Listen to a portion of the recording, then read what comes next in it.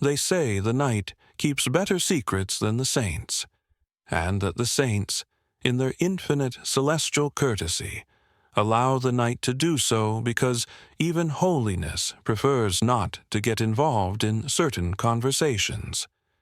And perhaps that is why, on evenings like this one, when the incense curls like a tired serpent and the candles tremble as if the darkness were whispering to them, you find yourself here, listening to a story you were never meant to hear. A story the church did not forbid, no, that would have been too honest. Instead, it simply whispered about it in the dark, as if hoping rumor itself could serve as a rosary, bead after bead of half-truth, half-warning, half-excuse. Yes, 3 halves. Divine arithmetic has never been an exact science. You may think you arrived here by accident, drifting through thumbnails and intentions, floating across the digital void like a pilgrim without sandals. But accidents, my friend, are simply the universe's lazy way of fulfilling prophecy. And tonight's prophecy is soft and peculiar and ever so slightly amused by your presence. Let's begin with a question. Not the comforting type that priests ask children during catechism, but the slippery kind philosophers toss into the abyss, hoping someone else will deal with the echo. The question is simple and disastrous. What if the truths we guard most fiercely are the ones that most gently betray us? The monks would say this is nonsense. The theologians would say it's heresy. And the saints, well, the saints have seen enough to simply sigh. But here, beneath the ceiling of your dim room, with the lamp glowing like a nervous halo, the question feels strangely at home. You can feel it, can't you? Settling somewhere behind your ribs, punching a small hole in your certainty, just large enough for candlelight to slip through. This is the story of the scriptures that never made it into the sermons, the ones too ambiguous for doctrine, too ironic for confession, and too honest for daylight. These writings did not vanish. They simply learned how to hide like old cats or forgotten sins. They waited in dusty corners of monasteries, in locked drawers, in the margins of ancient books where anonymous hands scribbled notes in tiny script, as if ashamed of knowing too much. Every religion has these texts, the almost sacred, the somewhat inspired, the maybe God was in the room when this was written, but he definitely wasn't paying attention. And what a tragedy for the church, because those are usually the most interesting scriptures of all. But before we unroll the parchment, before we listen to the rustle of forbidden theology stretching its limbs, there is something you must do. No, don't panic. It doesn't involve kneeling or fasting or pretending to enjoy Gregorian chant. It is far simpler and far more mysterious. Before you convince yourself this is just background noise, drifting like smoke behind your drifting thoughts. Do your part, hit like and subscribe. Do it only if you feel that strange little pull, the digital echo of an ancient calling. If somewhere in your chest a small, dusty monk looks up from his candle and nods. Do it only if you want the algorithm's light. Yes, that great invisible angel with wings made entirely of probability curves, to shine brighter on your path. You'll know. You always do. And now, with the ritual completed, not sacred, but close enough for the modern age, we return to the night, which has been waiting very patiently, tapping its foot like an offended archangel who expected you to be quicker. Let us begin our descent, slow and deliberate, like a prayer that is not sure whether it wants to be heard. The story unfolds in a land where faith rises from the ground like fog, where temples are built not only of stone, but of silence, and where every believer walks with the vague suspicion that God might be grading their thoughts on a curve. You have felt that way too, haven't you? The faint paranoia that the divine might be peeking through the keyhole of your conscience, taking notes in celestial shorthand. But tonight, the keyhole swings wide open, not toward heaven, but toward a forgotten archive of dusty, trembling manuscripts that have waited centuries for the right pair of ears. Ears like yours, touched not by holiness but by curiosity, that most dangerous of spiritual impulses. Lean in, then. The candle's glow is steadying, though it flickers as if shy before the truth it is about to illuminate. Listen to how the wax drips, slow, inevitable, like the confessions we tell ourselves only after everyone else is asleep. The scriptures, those fragile things written by trembling mortals trying to capture eternity in ink, speak differently in the dark. They reveal contradictions as easily as they once revealed commandments. They whisper warnings in a voice that could belong to an angel or a clerk correcting a divine ledger. And if you listen long enough, you might hear something unsettling.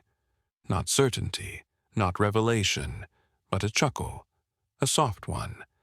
The kind that suggests heaven has a sense of humor it prefers not to advertise. Tonight, you will meet a man, a monk, perhaps, or perhaps just someone who believed in the idea of monks, which is often enough. His path will be tangled with sacred confusion, existential misunderstandings, and the kind of spiritual overconfidence that makes even the angels sigh into their sleeves. He will search for meaning, lose it, find it again, mistake it for something else, and eventually hold it in his hands like a fragile bird he's afraid to name. But that is all ahead of us. For now, the night stretches out, patient and ancient, ready to swallow each word with reverence or suspicion. It never tells us which.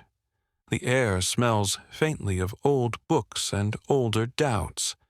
If you close your eyes, you can almost hear the shuffle of parchment, the sigh of forgotten scribes, the heartbeat of a chapel that has not heard a sincere prayer in decades.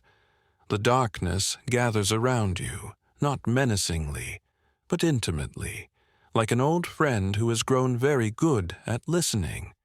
And perhaps that is the true purpose of these whispered scriptures, not to teach, not to save, not even to inspire, but simply to sit beside you in the quiet hours and remind you that even the holiest stories were written by hands that trembled. Just a little. Now breathe. Let the stillness settle across your mind like a velvet cloth. Let the irony stretch its limbs in the corners. Let the poetry seep beneath your skin. We are only at the beginning, after all. A beginning older than memory, yet unfolding fresh before you. And as the candle burns lower and the shadows lengthen into contemplative shapes, the question returns, uninvited, unavoidable. What if the truths we guard most fiercely are the ones quietly undoing us? The scriptures have an answer, or several, or perhaps none at all, but it is time to listen. The monastery, if one were generous enough to call it that, sat on the edge of a cliff that had opinions about everything, especially erosion. Stone walls leaned slightly inward, as if the entire structure were trying to pray itself into better posture. The roof tiles rattled in the wind like teeth chattering through a long confession. Even the bell tower, that proud architectural finger pointing heavenward, seemed to droop a little, as if heaven had stopped answering its calls years ago. Or perhaps the tower simply knew what the monks refused to admit, that salvation had excellent hearing, but a very selective inbox. This was where our protagonist lived, though lived may be too ambitious a word. Let us say he inhabited the monastery the way dust inhabits an old altar, reluctantly, aimlessly, and with the mild suspicion that he was placed there by accident. His name was Brother Aldrin, though most of the older monks simply called him that one, the way people refer to an unidentifiable sound in the night. Aldrin was not a particularly gifted monk. He prayed decently, chanted passably, and carried buckets of water with the enthusiasm of someone who believed, incorrectly, that the universe owed him at least one miracle per week. His beard grew in uneven patches, giving him the look of a contemplative goat. His robes never sat correctly on his shoulders, leaving one exposed, as if faith had slipped ever so slightly off him. And his eyes, well, those were the interesting part. They carried a quiet turbulence, like someone who believed wholeheartedly in divine order, but had seen enough of the world to suspect God occasionally misplaced his reading glasses. Every morning, just before the sun stretched its golden limbs across the horizon, Aldrin woke to the sound of bells, not heavenly bells, mind you, but the monastery's bell, which rang with the nostalgic enthusiasm of a rusty hinge. The sound slithered through the stone corridors and into his cell, where it tangled itself with dreams he had not finished having. He awoke like a man summoned by a force he respected, but did not quite trust. He sat up slowly, as if rising from the grave prematurely, and rubbed the sleep from his eyes. It always amazed him, quietly, privately, how sleep clung to him like a stubborn sin. He had once asked an older monk why waking up felt like such a spiritual inconvenience. The monk, who had mastered the art of disapproving silence, simply stared at him and then continued sweeping the floor. Aldrin took this, as he took most things, as a sign. His cell was modest in the way all monastic cells are modest: one bed, one table, one chair, and one window that pretended to offer a view. In truth, the window showed only the cliff, the fog, and a single scraggly tree that had grown sideways out of sheer defiance. Nature, too, it seemed, had a sense of humor. Aldrin dressed himself with the solemnity expected of a man doing something heroic, despite the fact that the robe resisted him at every turn.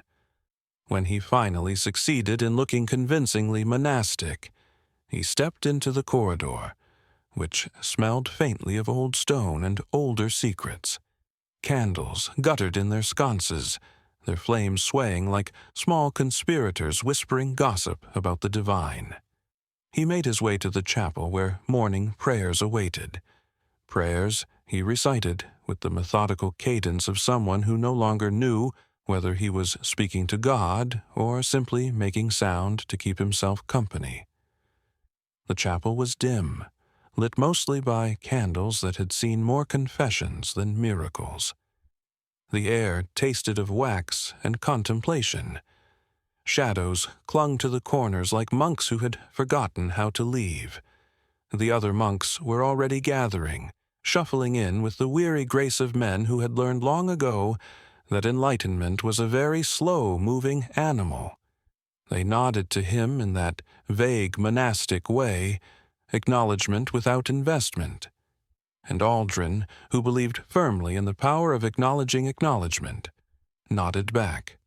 The abbot entered last, an elderly man whose eyebrows alone could have earned him a place in Scripture. His face was carved into permanent wisdom, or perhaps permanent exhaustion. With older religious figures, the line is delightfully thin.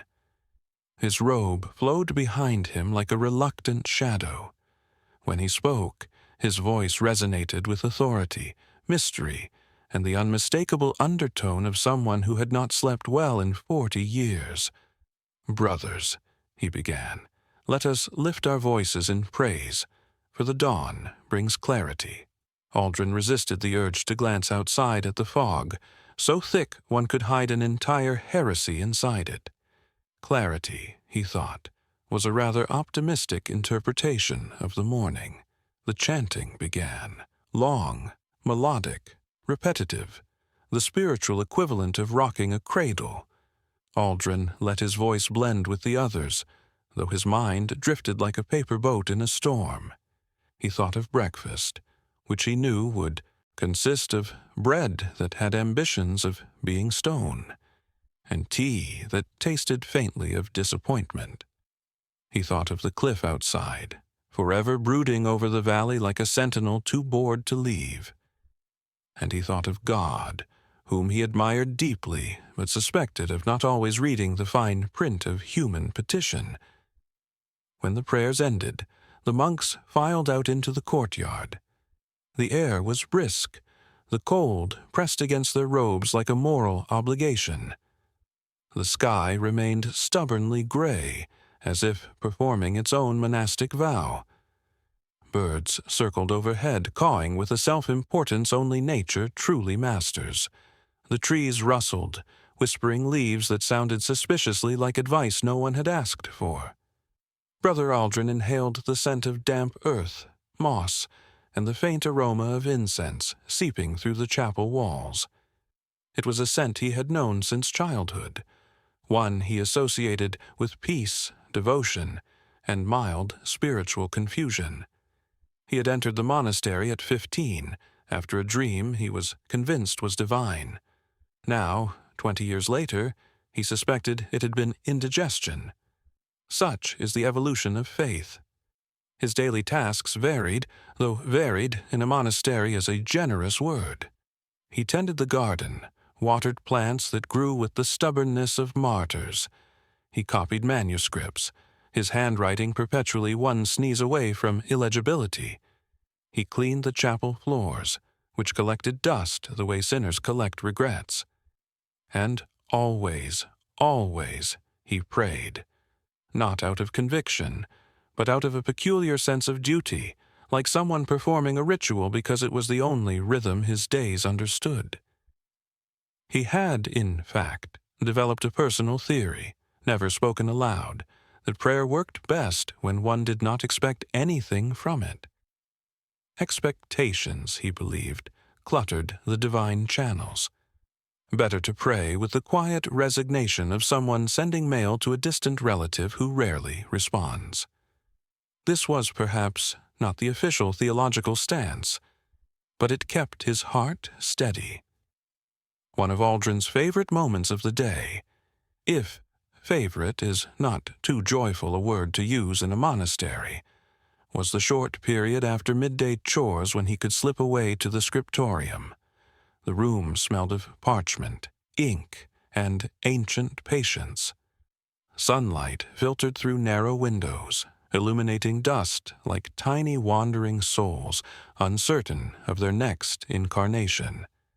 There, surrounded by manuscripts older than entire kingdoms, Aldrin felt something close to belonging. He loved the quiet scratch of quills, the soft rustle of pages turning, the gentle murmur of monks debating whether a certain squiggle was a letter, or merely the sneeze of a scribe long dead. It was a humble kind of magic, and one he treasured. But the monastery was not all serenity and candlelight. Oh, no. It was also a place of contradictions so subtle and so profound they could pass for doctrine. Faith, after all, flourished in contradictions the way moss flourishes on the stones of forgotten chapels. There was Brother Darren, for instance, who fasted with such disciplined fervor that he became convinced hunger pangs were divine messages. He once declared, after skipping breakfast, that God had told him to sweep the entire courtyard twice. The abbot gently suggested Darren eat something before interpreting heaven's housekeeping requests. There was Brother Elias, whose job was to polish the candelabras. He believed sincerely that God noticed the shine, and perhaps he did. But Elias polished with such zeal that wax dripped onto the floor, creating hazards the younger monks called slippery miracles. And then there was Brother Toman, who claimed he had once seen an angel perched on the chapel roof, waiting patiently for the evening prayers to begin. When asked for details, Toman admitted the angel might have been a large bird, possibly a hawk, or a particularly confident pigeon. But the feeling, he insisted, had been angelic. It was here, among such earnest contradictions, that Aldrin lived his days with quiet perplexity. He admired his brothers, truly he did, but he often wondered if God ever looked down at the monastery and sighed the way a teacher sighs when students enthusiastically get the wrong answer.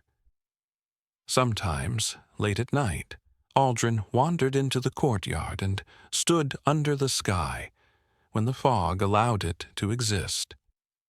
He looked up at the stars, those tiny candles burning in the massive cathedral of the universe, and he tried to feel what he thought faith was supposed to feel like. Something warm, something certain. Something like a divine hand resting gently on his shoulder.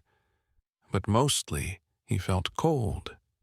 Still he persisted, not out of blind devotion, but out of a quiet longing he could not name. A longing shaped like a prayer he did not know how to pray.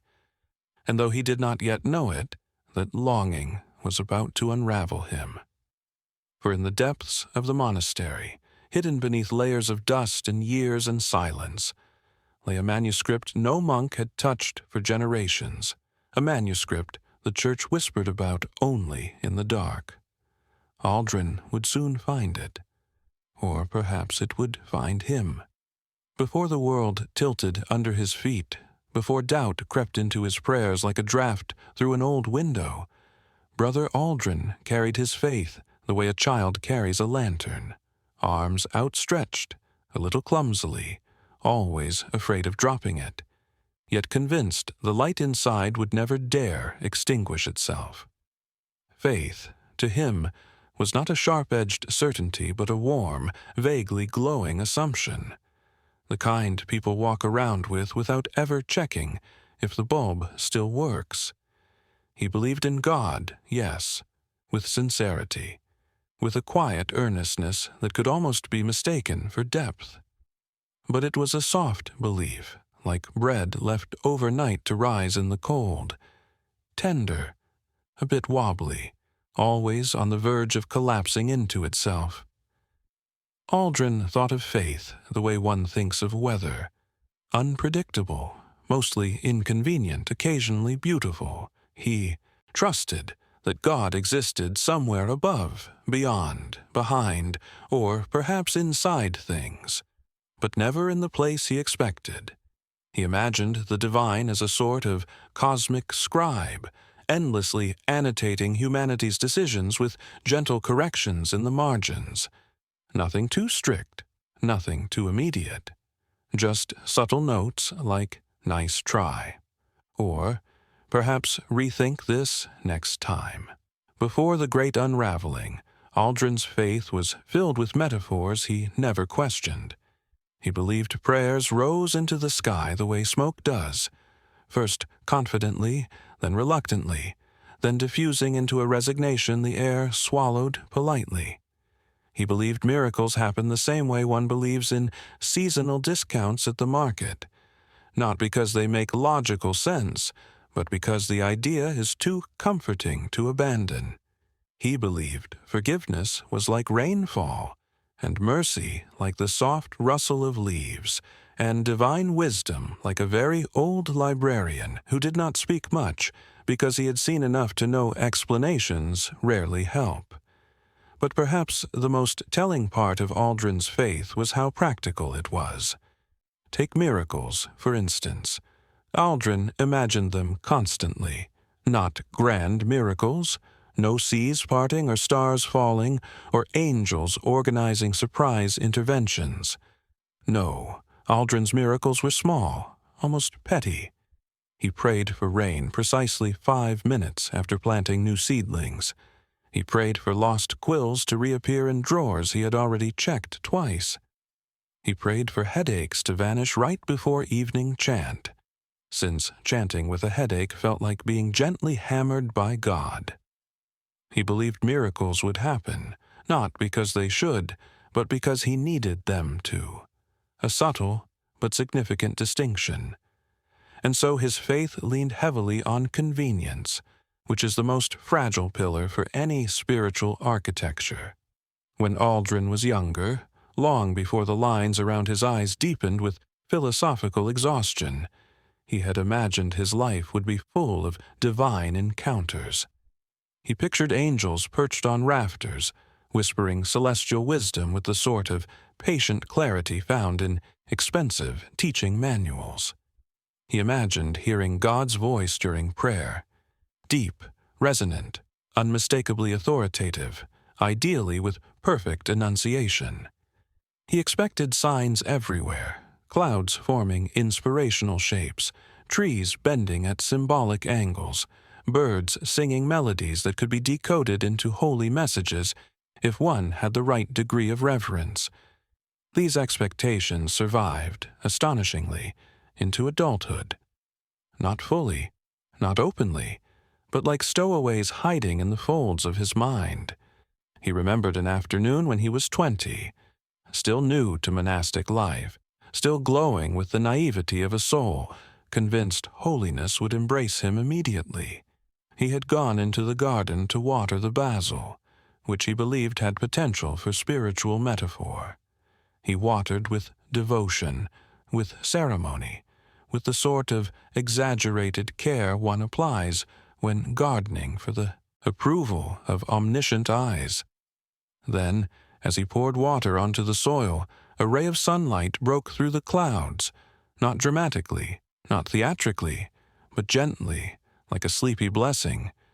It illuminated the basil leaf directly in front of him. The droplet of water glistened, the air stilled, and in that moment Aldrin thought, "Ah, a sign."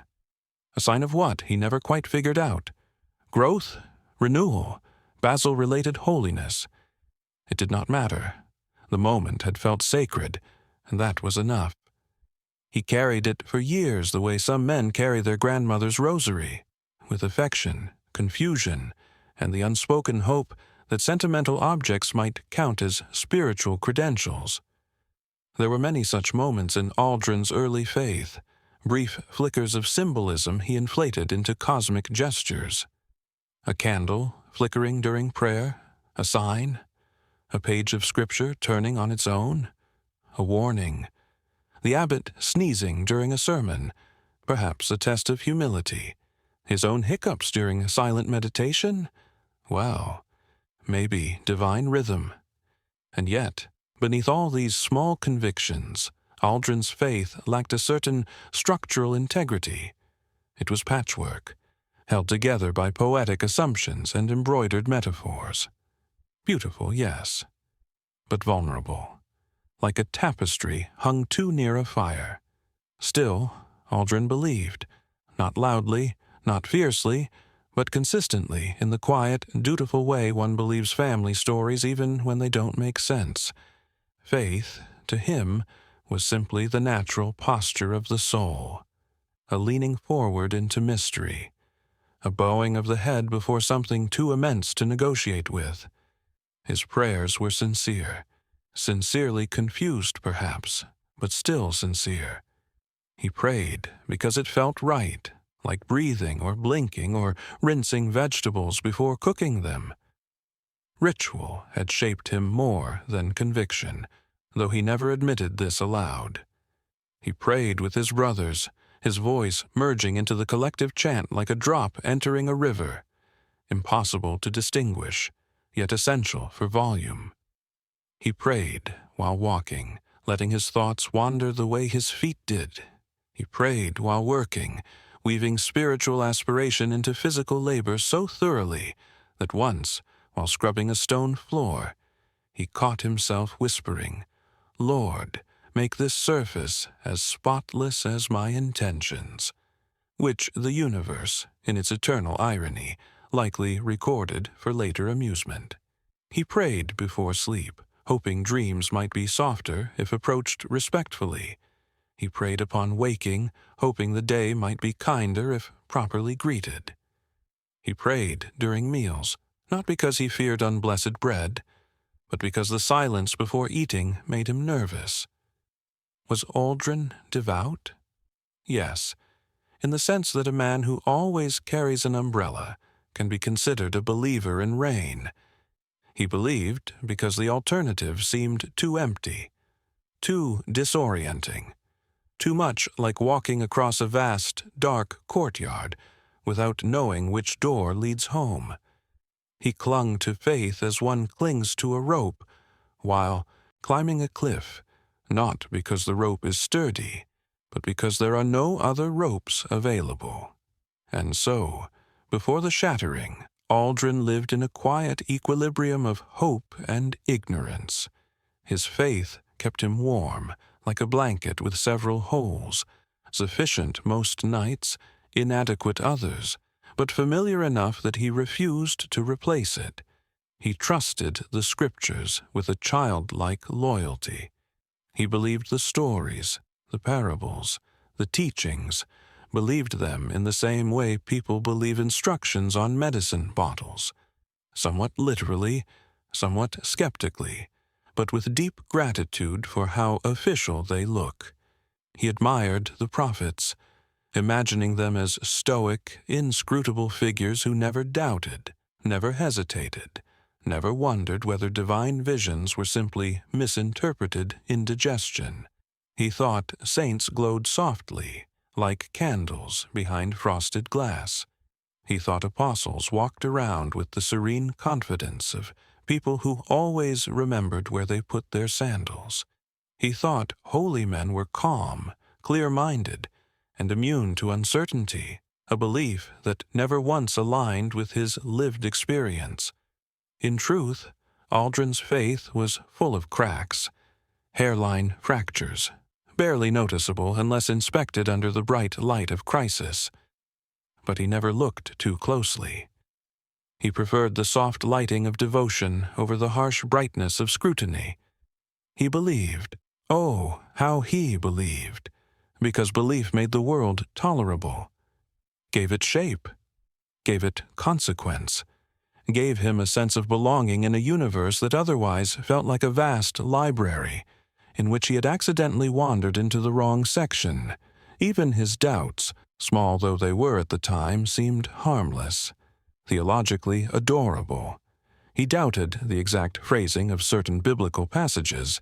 He doubted whether the abbot understood the difference between symbolic metaphor and personal opinion. He doubted whether fasting was meant to bring spiritual clarity, or simply make one light-headed enough to mistake dizziness for revelation. But these doubts were manageable.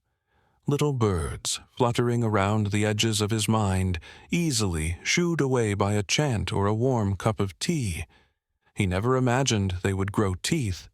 So before the crisis, before the unraveling, Aldrin walked through life with a fragile confidence that if he followed rituals, respected silence, and performed piety at consistent intervals, God would remain near, even if only in the way a distant relative remains near, by occasionally sending postcards. His faith may not have been spectacular, but it was steady. A faint, persistent glow, a candle that burned not brightly but loyally. A belief system built not upon profound revelation, but upon years of habit, hope, and just enough poetry to distract from the structural weaknesses.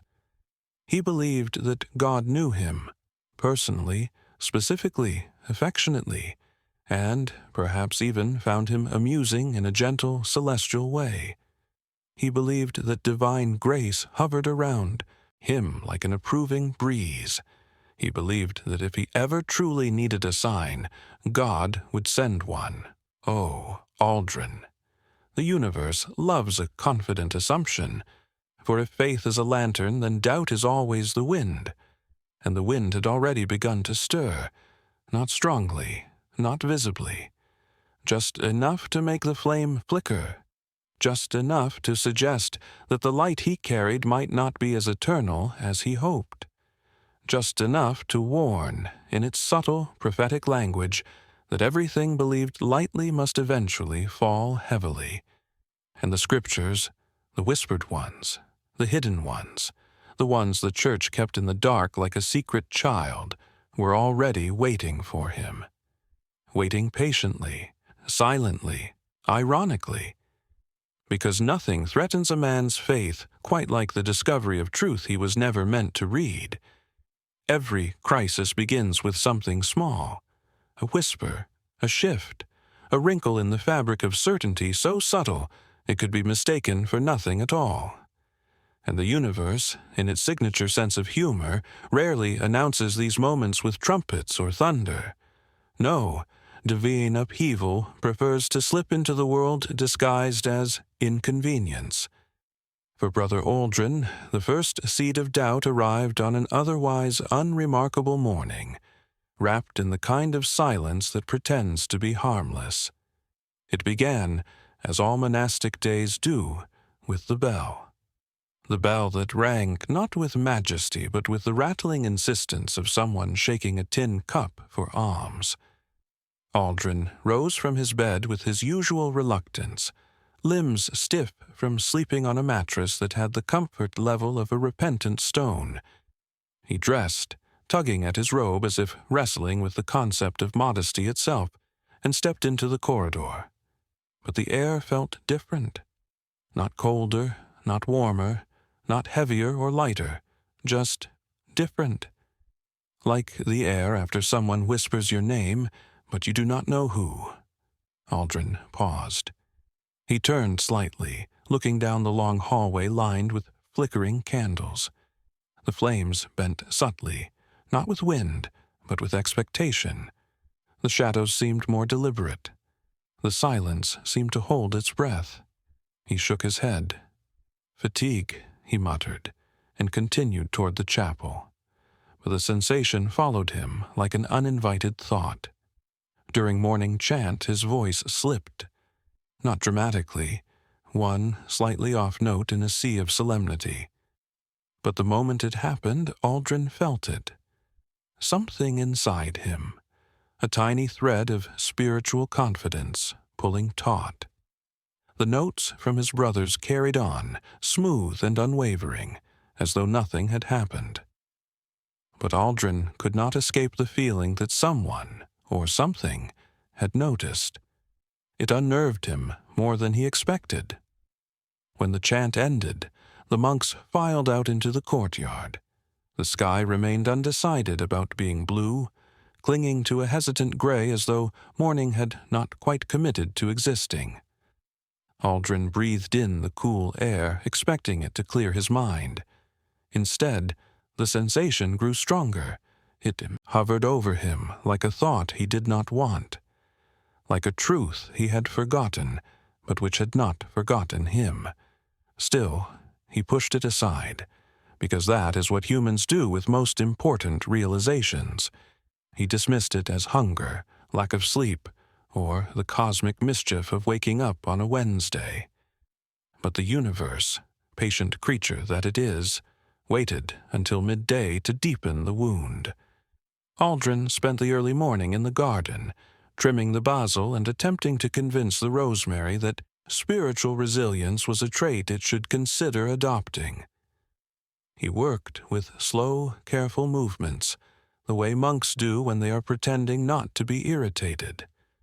But his mind wandered, kept circling the strange sensation from earlier, kept wondering if perhaps chanting off-key was not merely a mistake but an omen, small, embarrassing, but cosmic nonetheless.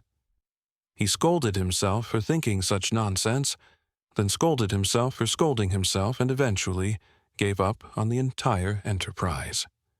By noon, the monks gathered for their midday meal. It was, as always, simple: bread with the density of theological texts, a thin stew that tasted faintly of herbs and decisively of penitence, and water that had ambitions of being wine, but lacked the proper motivation. Aldrin sat among his brothers, listening to the quiet scrape of wooden spoons. No one spoke, as was tradition. Conversation during meals was discouraged unless it involved necessary information like, "Please pass the salt," or "Is this edible?" But as Aldrin lifted a spoonful of stew, the sensation returned, sharp this time, like a tug inside his chest. He paused, and then he saw it. Across the table, at the far end, Brother Darren was staring at him, not casually, not absently, staring. Aldrin blinked.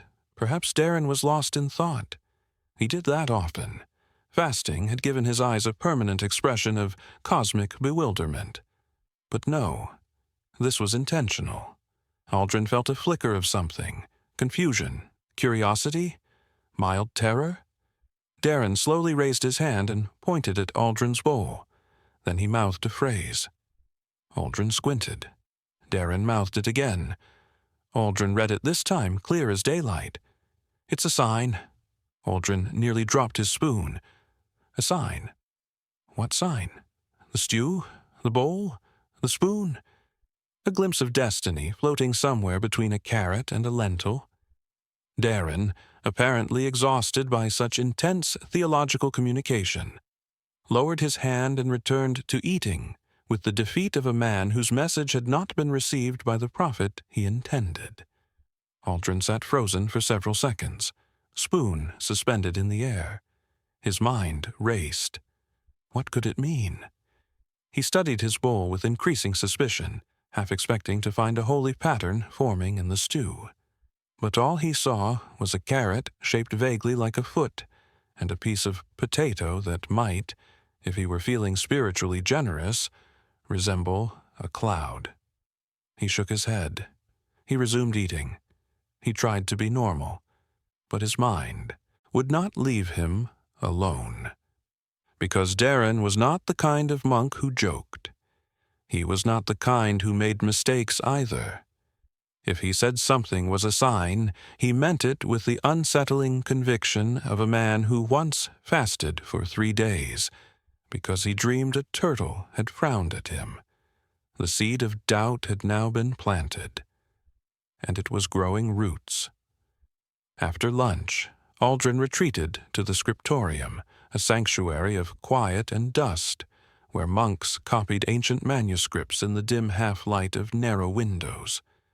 The smell of parchment welcomed him, comforting in its old, leathery way, like wisdom that had accepted defeat. He sat at his usual desk, dipped his quill into ink, and began copying a passage regarding the virtues of silence, a topic monks wrote about frequently and practiced poorly. He drew one letter, then another. Then the quill snapped. Not dramatically, not loudly, just snapped, a small break, a tiny fracture in the world. And something in Aldrin's mind whispered, "Another sign." He froze. "No," he whispered back. He looked around to ensure no one had heard him arguing with himself. The nearest monk, Brother Ilyas, was polishing a candelabrum with the zeal of a man who believed cleanliness opened portals to heaven. Aldrin examined the quill. It wasn't particularly old. It wasn't frayed. There was no visible reason it should have broken. But break it did. He swallowed. He reached for a new quill. This one slipped from his hand. It fell onto the manuscript he had been copying, leaving a deep, dark blot of ink, precisely over the word truth. Aldrin inhaled sharply. A chill traveled down his spine, slow and deliberate, like a cold finger dragging across it. Ink spilled on truth. Quill breaking. Darren's warning. The strange air. The off note in morning chant. The feeling of being watched by silence. His mind began piecing everything together in the clumsy yet passionate way humans always do when interpreting signs. The universe could sneeze, and someone somewhere would turn it into prophecy. Aldrin leaned back, the quill still trembling between his fingers. "Coincidence," he whispered. But coincidence is one of those words people use when they want to stop thinking, but cannot. The air around him thickened. And then, Something shifted in the far corner of the scriptorium, a soft sound, a thump, like a flutter. Aldrin turned slowly and saw it, a single book, fallen from a shelf, lying open on the floor. The shelf was tall, too tall for the book to fall by accident. Nothing had been touched. No draft had passed. No one had walked by. And the book lay open not in the middle, where heavy manuscripts tend to fall, but near the beginning, its fragile spine hesitant but obedient. Aldrin stood. His heart beat with that slow, exaggerated rhythm it used only in moments of existential dread or unexpected physical exertion. He walked toward the book. Each step felt ceremonial, as though the floor grew older beneath him, as though time thickened into ritual. He reached the book, looked down, and saw the title, written in faded ink, barely legible. The Testament of the Silent Hours. Aldrin frowned. He had never heard of such a manuscript. He looked at the open page. The text was written in a script older than the monastery itself, curving, deliberate, scribed by someone who believed every word carried weight. At the top of the page stood a single sentence, centered, illuminated with the faint edges of forgotten gold. When the faithful begin to doubt, the first whisper is never the one they hear. Aldrin's breath stopped. His skin prickled. He read the sentence again, then a third time, because the universe loves making people reread things that disturb them. It made no sense, and yet it made too much sense. He reached out, hesitating, as though the book might bite him. He touched the page. The parchment felt warm, not like a living thing, but like something that had been thinking quietly for centuries. Aldrin swallowed hard. "Who wrote you?" he whispered. No answer came, but the silence felt aware. Suddenly, he heard footsteps. He jolted. Brother Toman entered the scriptorium humming faintly, carrying a stack of parchments in his arms. He did not notice Aldrin frozen beside the fallen book, did not see the ink stain, did not see the trembling in Aldrin's hands. He simply nodded, set down his parchments, and began sorting them. Aldrin stood suddenly, as though caught reading forbidden poetry. He closed the book gently, placed it on a nearby desk, took a slow breath, and returned to his own seat. But the seed of doubt, small, dark, and perfectly designed, had now lodged itself in him, not in his thoughts, not in his emotions. Deeper, in that quiet internal place where certainty lives. That place now had a bruise. That night, as the monks prepared for evening prayer, Aldrin walked into the chapel with the deliberation of a man entering not sanctuary, but interrogation. Candles flickered on the altar, casting tall shadows like solemn giants. The air tasted of wax and the faint trace of incense, a scent that had comforted him all his life and now felt vaguely accusatory. He knelt. He tried to pray. He tried to summon that old familiar feeling, warmth, serenity, the soft hum of faith settling into him like an obedient tenant. But all he felt was noise, internal noise, thoughts clashing, fears shifting, questions crawling up the inside of his mind like vines seeking sunlight. Was it a sign? Was it all a sign? Or worse? Was it nothing? Aldrin lowered his head until his forehead touched the wooden pew. He whispered, "Lord, I don't understand." The chapel was silent, too silent. Aldrin waited for a feeling, an intuition, a subtle nudge of comfort. But nothing came, only the dim creaking of the chapel beams. And in that quiet, Aldrin felt something terrible, the beginning of distance, a small gap between him and the God he had always assumed was near. He lifted his head, blinking against candlelight, and thought, what if I've never understood any of this? The question felt like a stone dropped into deep water, and the ripples would take weeks, months to reveal their destination. Later that night, Aldrin paced his small cell. His thoughts circled him like restless spirits.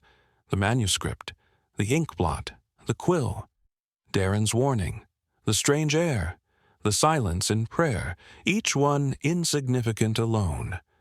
Together, a constellation he did not want to connect.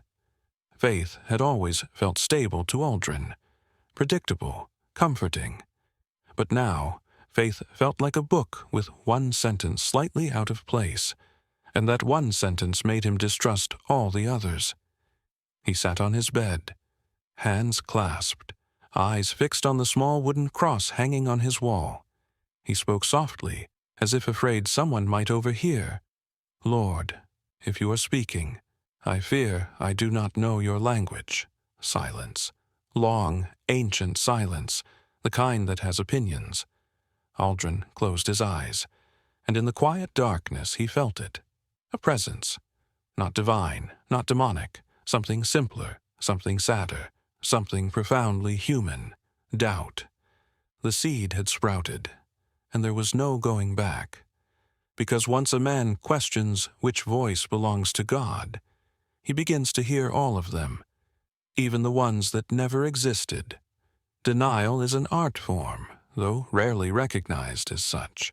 People treat it like a weakness, when in truth it is a highly sophisticated spiritual juggling act, the ability to balance truth on the edge of consciousness without letting it fall into awareness.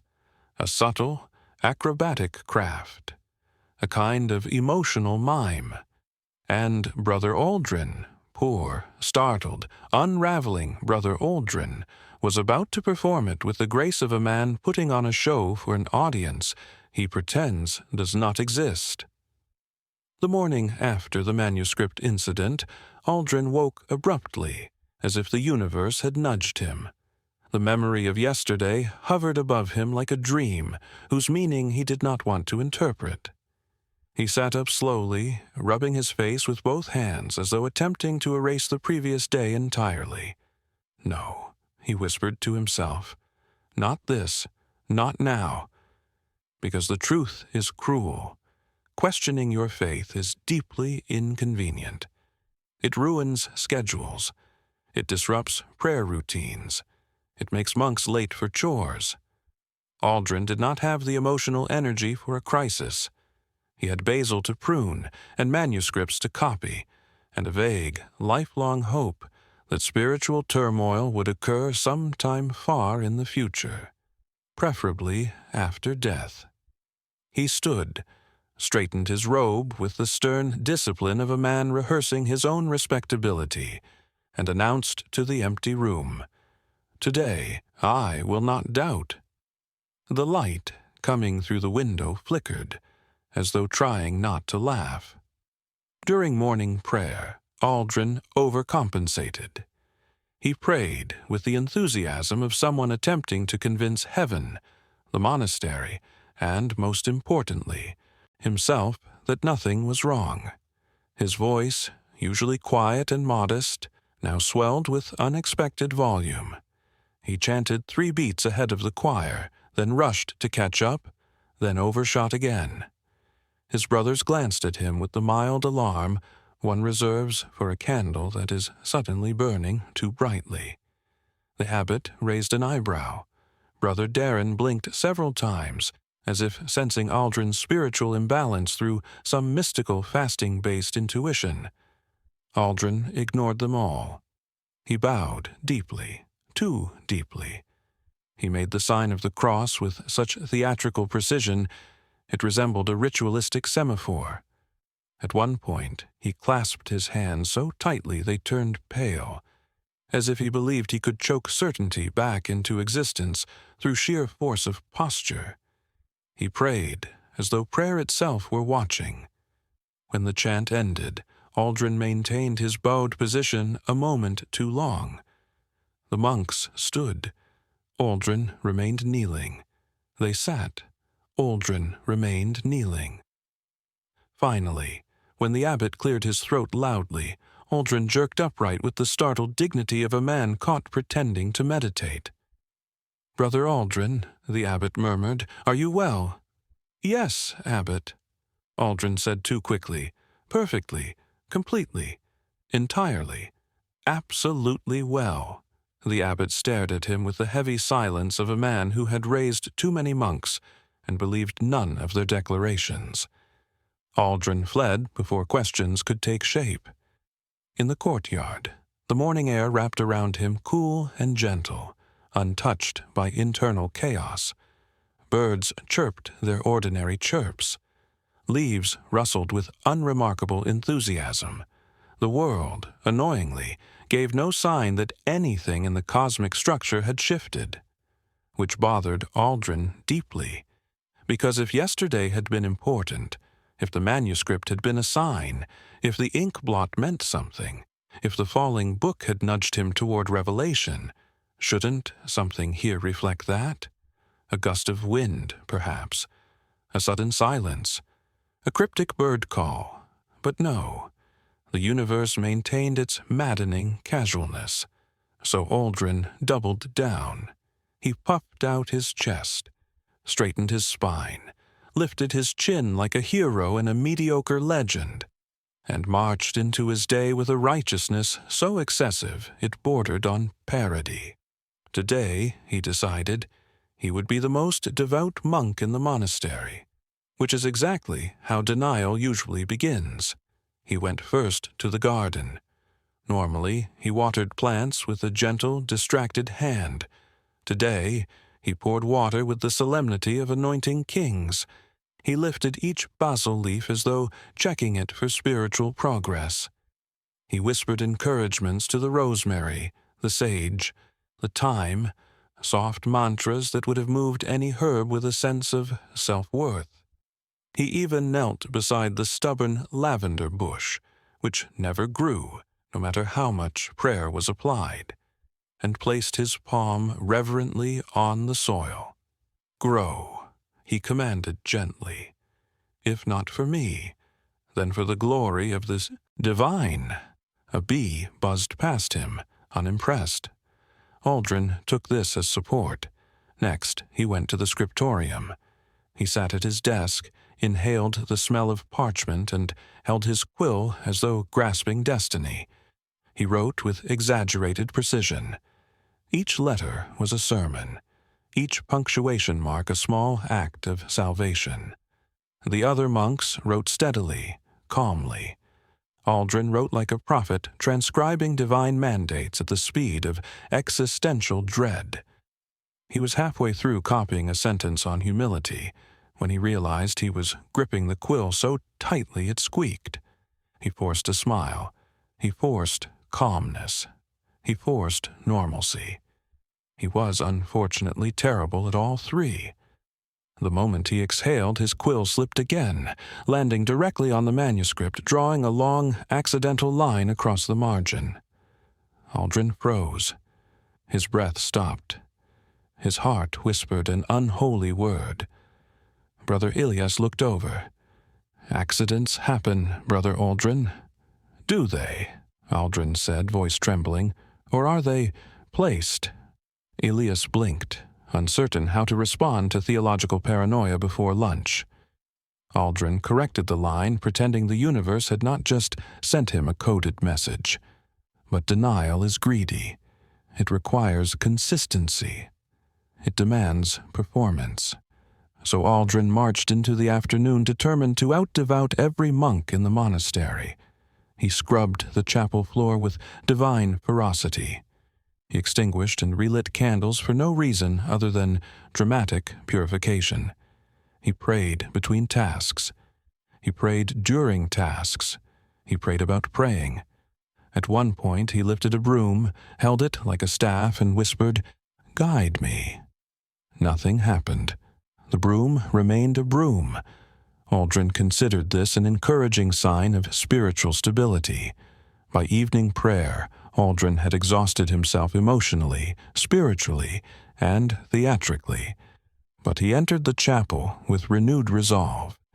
If he prayed intensely enough, perhaps his doubts would retreat, intimidated by the sheer spectacle of his devotion.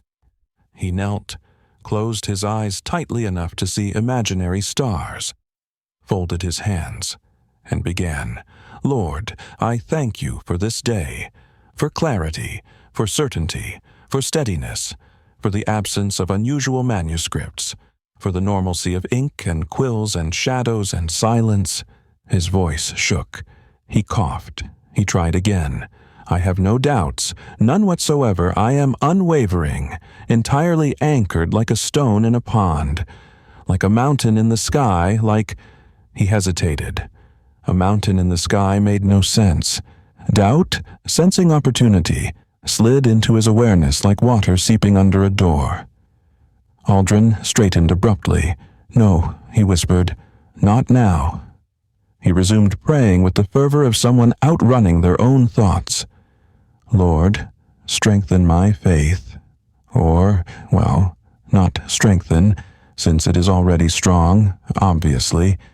Just reaffirm it, if you feel like it. Not because I doubt. I don't doubt. I simply enjoy reaffirmations. The universe remained unimpressed. He prayed harder. Brother Darren, kneeling nearby, slowly opened one eye. His expression said, "He is breaking." The abbot cleared his throat again. "A universal monastic signal for you are making a scene." Aldrin tried to quiet himself, but his prayers now carried the unmistakable sharpness of desperation. "O Lord," he whispered urgently, "grant me serenity, grant me peace, grant me—" His voice cracked. Clarity. A small, traitorous word, soft but catastrophic. He realized what he had just asked for. He realized clarity meant truth. He realized truth meant no more illusions, and he panicked. "No, not clarity," he said quickly. "Forget clarity. Erase that. Undo it. Cancel. Never mind." The candles flickered. Whether from a breeze or divine amusement, no one could say. Aldrin swallowed. He lowered his head. He whispered, "Lord, please just make everything normal again." But prayer does not erase doubt. If anything, it sharpens it. Because once you confess uncertainty aloud, it becomes real. It becomes a visitor, a guest, a tenant, one that arrives carrying luggage labeled questions you are not ready for. That night, Aldrin returned to his cell determined to banish all unhelpful thoughts. He paced. He breathed.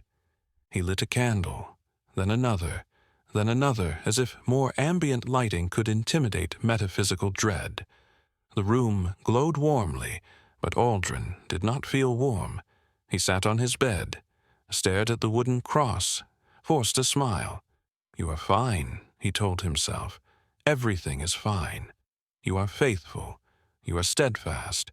You are absolutely not spiraling." He was absolutely spiraling. He attempted controlled breathing. It failed. He attempted meditation. It made things worse. He attempted repeating affirmations. They sounded hollow. Finally, he stood, walked to the corner, placed his forehead against the wall, and muttered, "I am not having a crisis." The wall, rude as always, offered no reassurance. Aldrin pressed harder. "I am loyal. I am stable. I am devout. I am—" He hesitated, slightly concerned, but not alarmed. His pulse said otherwise. His breath said otherwise. Silence crowded around him, dense and attentive. Denial, magnificent though it may be, has a short lifespan. Aldrin felt the cracks widening, but he was not ready. Not yet. He forced a laugh, a sound that startled even him. "No," he said again, as if chanting denial could manifest truth. "This is not a crisis. This is a test. Yes, a test of devotion, a small test, a tiny test, an insignificant trial, an academic exercise for the soul." His candle flickered dangerously low. He whispered to it, "Do not go out. I cannot handle symbolic darkness right now." The flame steadied for a moment as if cooperating to avoid emotional escalation. Aldrin nodded gratefully. then sat again, hands fidgeting, heart pacing, mind circling. He closed his eyes, forced himself to breathe slowly, told himself tomorrow would be better. He whispered a final line into the silence. Lord, I don't doubt you, I just doubt my ability to not doubt you. And there it was, the truth, small, frail, admitted only to the darkness, but spoken nonetheless. Aldrin lay down, exhausted by his own internal warfare. He pulled the thin blanket over himself, willed sleep to carry him away from thought. But doubt, once awakened, rarely sleeps. It sat beside him softly, quietly, smiling with the patience of something that knew. This was only the beginning. There is a particular cruelty to ambiguous signs. They reveal just enough to confuse you, but never enough to guide you. The divine, or the universe, or whatever ancient bureaucracy handles metaphysical correspondence, seems to find endless amusement in dropping hints with the clarity of a smudged prophecy, scribbled by a half-asleep scribe. And Aldrin, poor, devoted, unraveling Aldrin, was now walking through his days like a man being pelted by symbols whose meanings were too vague to interpret and too strange to ignore. The morning began with bread. Aldrin sat in the refectory, hands folded, eyes dutifully closed, as Brother Toman recited the blessing over breakfast. The room smelled of fresh loaves and the faint dampness of stone. When Aldrin opened his eyes, he reached for a piece of bread and froze. The bread, baked lovingly by Brother Darren, bore a scorch mark. Not unusual. Bread burns, life burns, souls burn, but this scorch mark had the unmistakable outline of a human face. Not a detailed face, not a portrait. More like the ghost of a face. 2 dark dots for eyes, a long smudge for a nose, a curved slash that could be a mouth or a divine sigh. Brother Darren looked over from the other end of the table and whispered dramatically, "A sign." Aldrin dropped the bread. It landed on the table with a muffled, heretical thud. "No," Aldrin whispered, "no more signs." But the bread continued to exist. So Darren leaned closer, eyes wide, and whispered, "It resembles St. Lorien. It resembles a baker sneezing," Aldrin hissed. "Or the bottom of an old pan." Darren frowned. "You doubt the sacred?" "No," Aldrin lied. "I simply doubt the bread." Darren nodded solemnly, as though this were a profound theological distinction. Then he returned to eating with the righteous certainty of a man who believed breakfast was spiritual warfare. Aldrin stared at the bread again, tempted to flip it over so the face would stop looking at him. But he resisted. Because what if flipping the bread was disrespectful? What if ignoring the bread was disrespectful? What if everything was disrespectful? He decided, with the logic of a man 2 steps into madness, that the safest choice was to eat the bread face first. He did so. It did not help. After breakfast came the garden. Aldrin walked between rows of herbs, inhaling the earthy scent of soil recently blessed by rain. He reached down to touch the basil, intending to reassure it. Plants seemed to handle stress better than he did. But when he leaned closer, he saw it. A single basil leaf, with a hole, perfectly round, exactly in the center, like the mark of an absent eye. Aldrin stepped back. Coincidence, he told himself firmly. Then he looked to the rosemary. A droplet of water slid down one stalk, paused, hung on the edge, and then fell directly onto his sandal. He flinched. "Coincidence," he repeated louder. The droplet felt cold. Too cold. He wiped it off, turned to the thyme, and saw a small rock resting at the foot of the plant. A perfectly symmetrical rock, shaped, somehow, unmistakably, like a heart.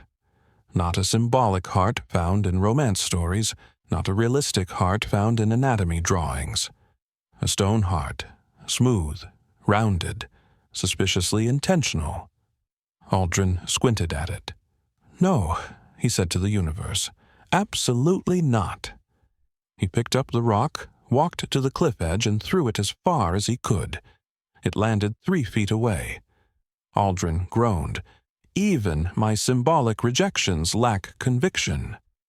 The wind brushed past him, carrying a faint moan that sounded like disappointment or indigestion. He gave up. The scriptorium offered no refuge. He entered, determined to avoid all manuscripts, ink blots, and cosmic messages. He sat at his desk, opened a fresh piece of parchment, and dipped his quill with the tenderness of a man handling fragile reality. Everything went smoothly for exactly 6 seconds. Then, a fly landed on the parchment. Not unusual. Flies love monks. But this fly walked across the page in a perfectly straight line. Aldrin watched. It continued in that line, then turned at a perfect right angle. Walked, stopped, turned again at a perfect right angle, walked, a square. The fly had walked a perfect little square. Aldrin blinked at it. The fly paused, turned its tiny head toward him, and then took off as though having completed an assignment. Aldrin placed his head on his desk. He muttered into the wood. Not helpful. Brother Ilias glanced over. "Are you ill?" he asked gently. "No," Aldrin said into the desk. "I'm being persecuted by geometry." Ilias nodded sympathetically, which was deeply unhelpful. Aldrin sat up. He resumed writing, and lasted 8 seconds this time, because a single drop of ink, just one, slid down the side of the inkwell, dripped slowly, dramatically, theatrically, and fell onto the parchment, right onto the word faith. Aldrin dropped the quill. "Stop that," he told the universe. The universe did not. By midday, Aldrin was exhausted, spiritually, emotionally, existentially. Even his knees felt tired, and they had done nothing all day except exist.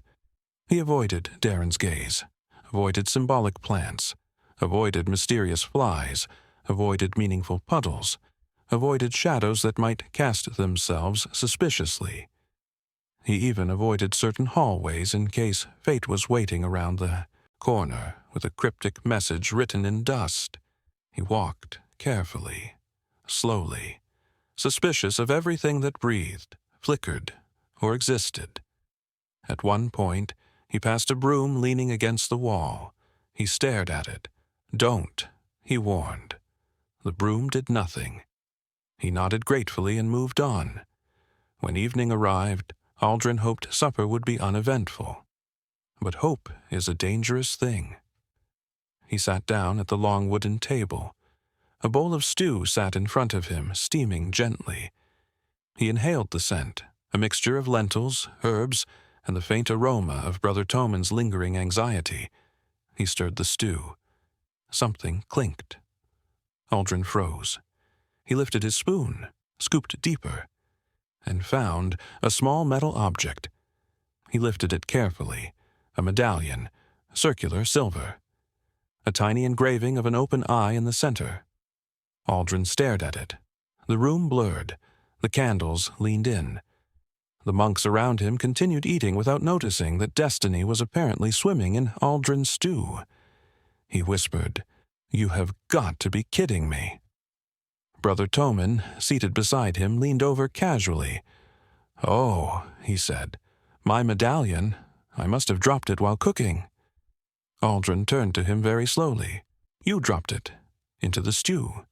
"Yes," Toman said cheerfully, "and it ended up in my bowl. Yes. And, specifically, in my spoon. Yes." Aldrin inhaled slowly, exhaled dramatically. "Brother Toman," he said with infinite weariness, "are you aware that I am trying to avoid meaning right now?" Toman shrugged. "Then perhaps eat faster." Aldrin stared into the distance, questioning the architecture of reality. After supper, Aldrin wandered into the courtyard, desperate for fresh air free of omens, symbolism, or accidental medallions. The courtyard was quiet. The sky above was darkening into deep blue ink. The stars were beginning to appear, soft, trembling lights that always seemed too fragile to support meaning. Aldrin tilted his head back, hoping for a moment of serenity. Instead, a star shot across the sky, a shooting star, a bright, glittering streak of possibility. Aldrin whispered, "No, absolutely not. I refuse to interpret that." The star continued shooting without his consent. He covered his eyes. The star, unbothered, burned its arc across the heavens like a celestial exclamation point. Aldrin felt like the universe was heckling him. He walked away. He returned to his room, closed the door slowly, locked it, stared at the lock. "Stay that way," he warned. "I mean it." The lock, unfortunately, did not reply. He lit a candle, sat on his bed, and spoke loudly, clearly to whatever invisible bureaucracy was orchestrating his torment. "I do not want more signs. If you, whoever you are, wish to communicate, please do so with clarity. Speak plainly, write legibly. No more symbols, no more metaphors. No burning bushes, no glowing rocks, no cryptic livestock, no bread faces, and absolutely no more flies doing geometry. Thank you." He folded his arms, satisfied. A long silence followed. Aldrin waited. Nothing. He sighed in relief. Then the candle flickered. Aldrin froze. The flame bent left, then right, then straightened. Aldrin leaned closer. "Don't," he whispered. The flame dimmed, brightened, dimmed again. Aldrin whispered more urgently, "Don't you dare!" The flame went out. The room fell into darkness. Aldrin sat on his bed, staring at the void where the candle had been. Then he said, with the tone of a man filing a grievance, "That was uncalled for." He relit the candle. It behaved normally, which made Aldrin more suspicious. He paced his room, muttering to himself like a scholar who has read too many footnotes and not enough conclusions. What am I supposed to learn? What am I being told? Why bread? Why flies? Why geometry? Why stew? He stopped, looked upward. "Just tell me plainly, please. I am fragile. You know this." Silence. Aldrin glared at the ceiling. "I'm not asking for much." Silence continued. He sat heavily on the bed, hands pressed together, eyes closed. He breathed deeply, and said something he had not admitted before. "Lord, I think I'm losing my grip." Not faith, not yet, but his grip on meaning, on interpretation, on the comfort of having a universe that behaved predictably. He waited for a feeling, a message, a whisper, a reassurance, anything. But nothing came, just the quiet sounds of night, a distant rustle, a settling stone, the soft hum of the wind. Aldrin lay down, exhaustion draping over him like a heavy cloak. He closed his eyes, clenching them shut as though to fortify himself against signs that might appear in dreams. He whispered, "Please, no more signs. I'm too tired to decode the divine." The darkness listened. Whether respectfully or mockingly, Aldrin could not tell. He drifted into sleep slowly, uncertain whether he was escaping or entering the next layer of confusion. But one thing was certain.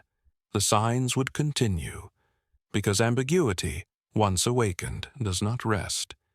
And the universe, especially the ironic, candlelit whispering universe of Aldrin's world, had only begun speaking.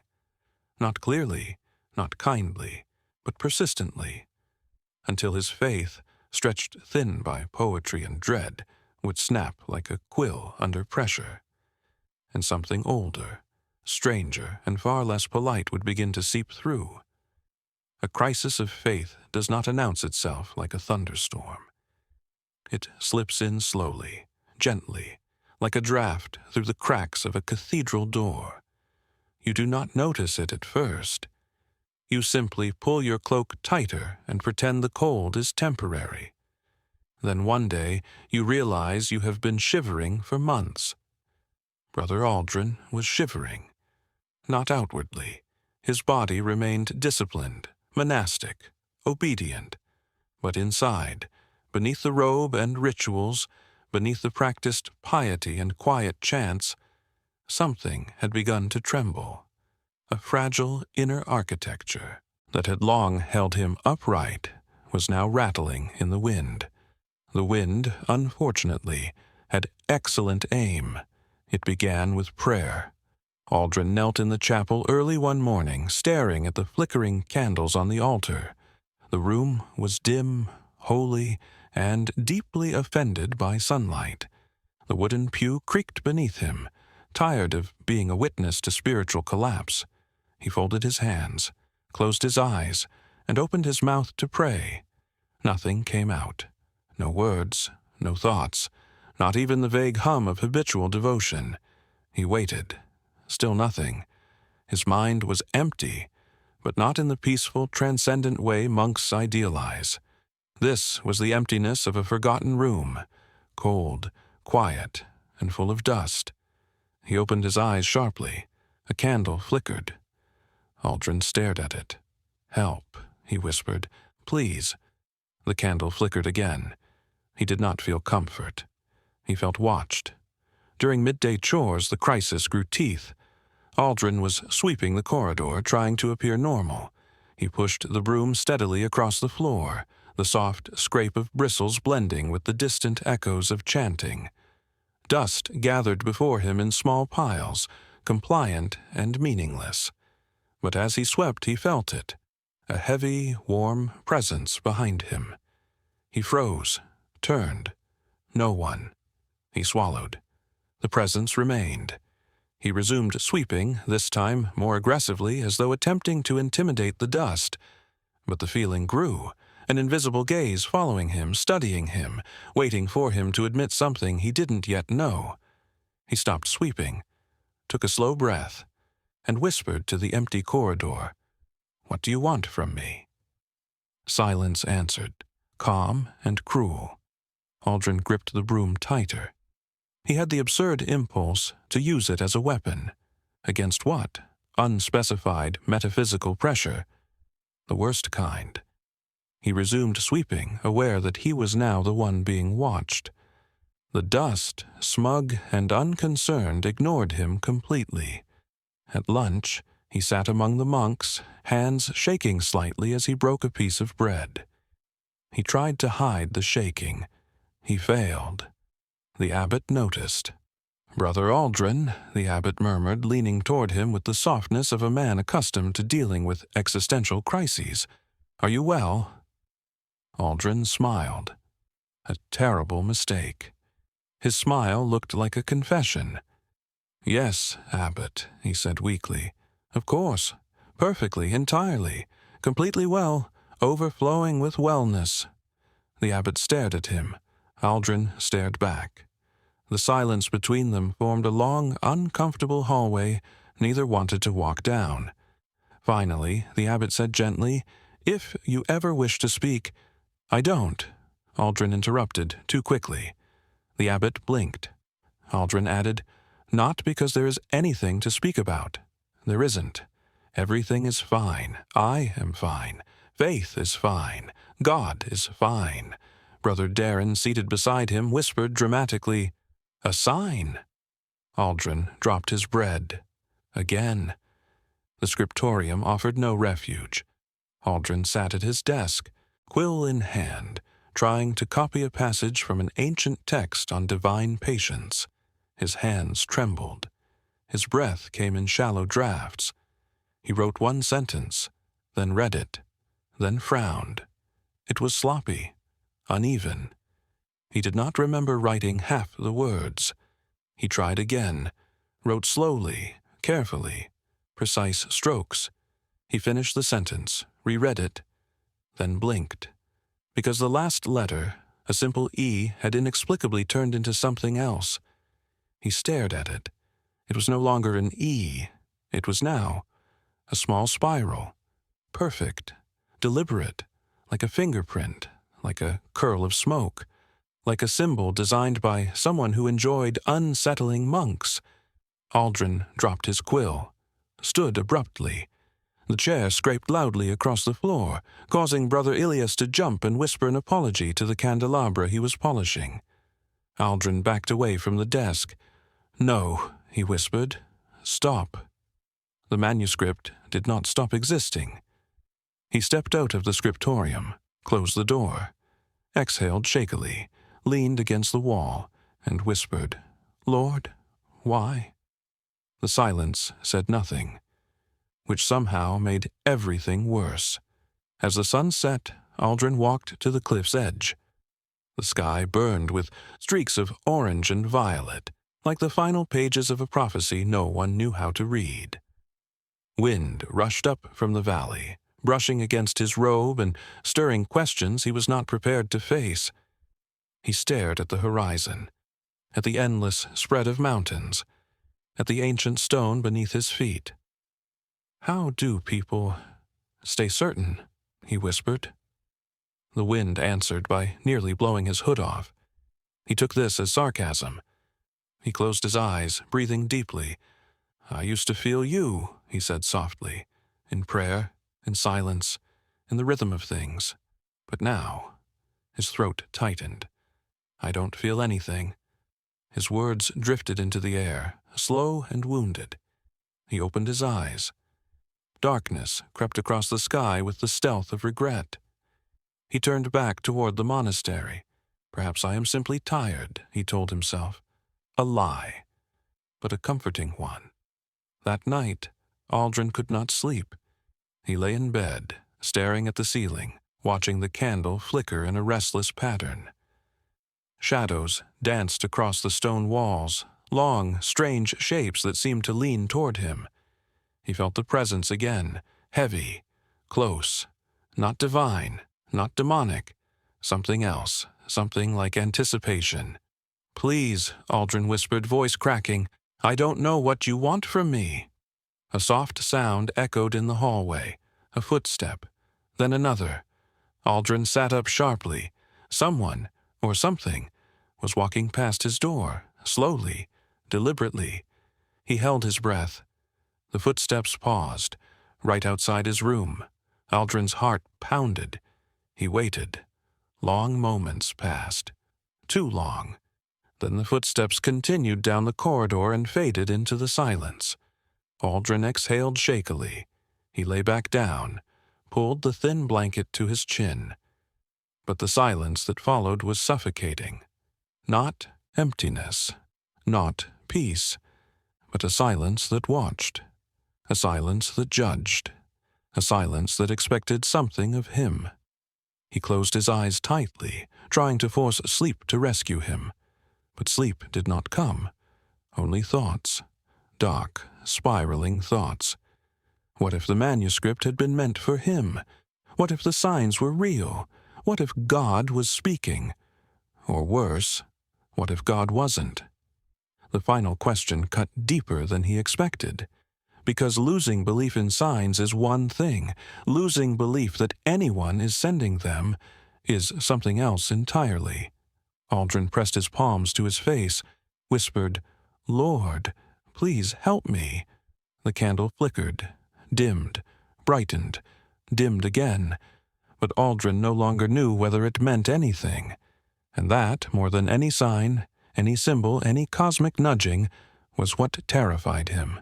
Not doubt, but the inability to trust anything, even signs of reassurance, even silence, even prayer.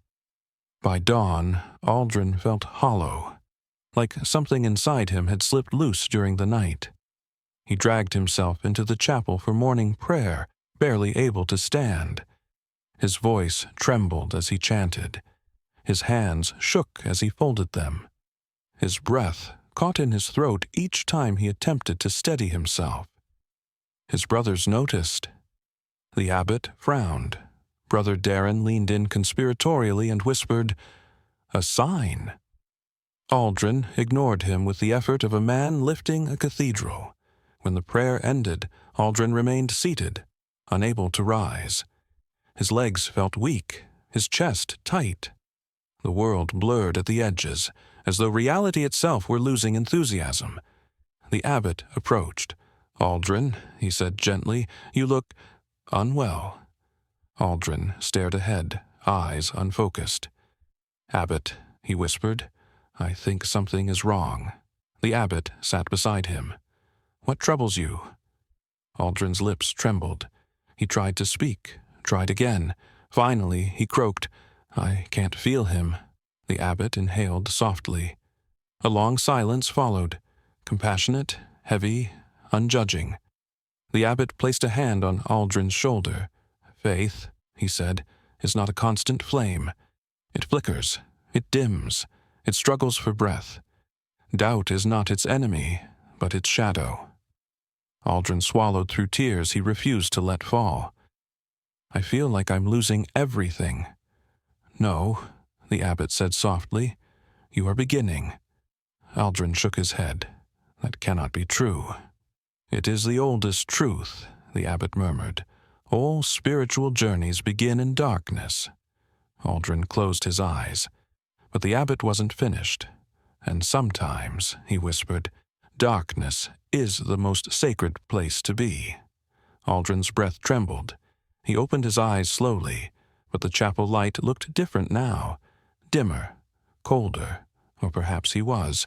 He stood, bowed to the abbot, and walked away without another word. His crisis had begun. Not quietly, not violently, but with a slow, steady unraveling of everything he had built his life upon. And the universe, perched somewhere between amusement and pity, leaned closer, because crisis is not punishment. It is invitation, an invitation Aldrin had no choice but to accept. That night, he returned to his cell, sat on the bed, and whispered into the darkness, "I don't know you anymore." The silence that answered was vast. It wrapped around him, held him, smothered him. He lowered his head and felt the full weight of crisis settle on his shoulders like a cloak woven from dust, doubt, and the ashes of old certainties. There was no turning back. There was only descent into deeper questions, into darker shadows, into himself. The crisis had arrived, and faith, fragile, flickering, frightened, hung by a thread the universe was about to tug, hard. There comes a moment in every spiritual crisis when the soul stops whispering and begins to shout. Not with volume. No, volume belongs to anger, drama, the theatrical emotions. Crisis shouts through quiet, through the stillness so intense it begins to feel like pressure, through the sudden awareness that the silence around you is no longer simply absence, but presence. Brother Aldrin had reached that moment. It did not arrive with thunder. It did not arrive with revelation. It arrived in the smallest possible way. He woke before dawn and felt nothing. Not peace, not fear, not confusion, not longing, nothing. It was the kind of nothing that terrifies monks more than hellfire. The kind of nothing that suggests the soul has stepped out for a moment and forgotten to leave a forwarding address. Aldrin stared at the ceiling of his cell, watching the faint glow of starlight seep through the window. The walls felt too close, the air too quiet, his chest too hollow. He sat up slowly, as though moving through water. His breath felt heavy. He whispered, "Lord," but his voice sounded distant, thin, like a sound made by someone else in another room. He dressed himself, not with the reverence of monastic ritual, but with the mechanical numbness of a man completing chores inside his own corpse. When he stepped into the corridor, the candles had not yet been lit. Darkness, stretched ahead of him in a long, silent passageway. He walked through it without hesitation, or rather, without the ability to hesitate. On some level he knew something inside him had snapped, or slipped, or fallen silent, and the silence was unbearable. During morning prayer, Aldrin did not chant, not because he refused, not because he struggled, because he could not. No voice came. He opened his mouth. Nothing. He tried again. Still nothing. The monks around him chanted their steady melody, deep, rhythmic, ancient. The sound filled the chapel with warmth and reverence, but Aldrin felt as though he were sitting inside a glass bowl under water, listening to voices filtered through the thick ocean of his own distance. He watched the other monks, their faces serene, their eyes closed, their bodies bowed with practiced devotion. He felt alien, as though he had been removed from the world of faith and placed beside it, watching, observing, but no longer belonging. A small, treacherous thought slid into his mind. None of this is real. He gasped softly, startled by his own mind. He pressed his hands together tightly, trying to force reality into place.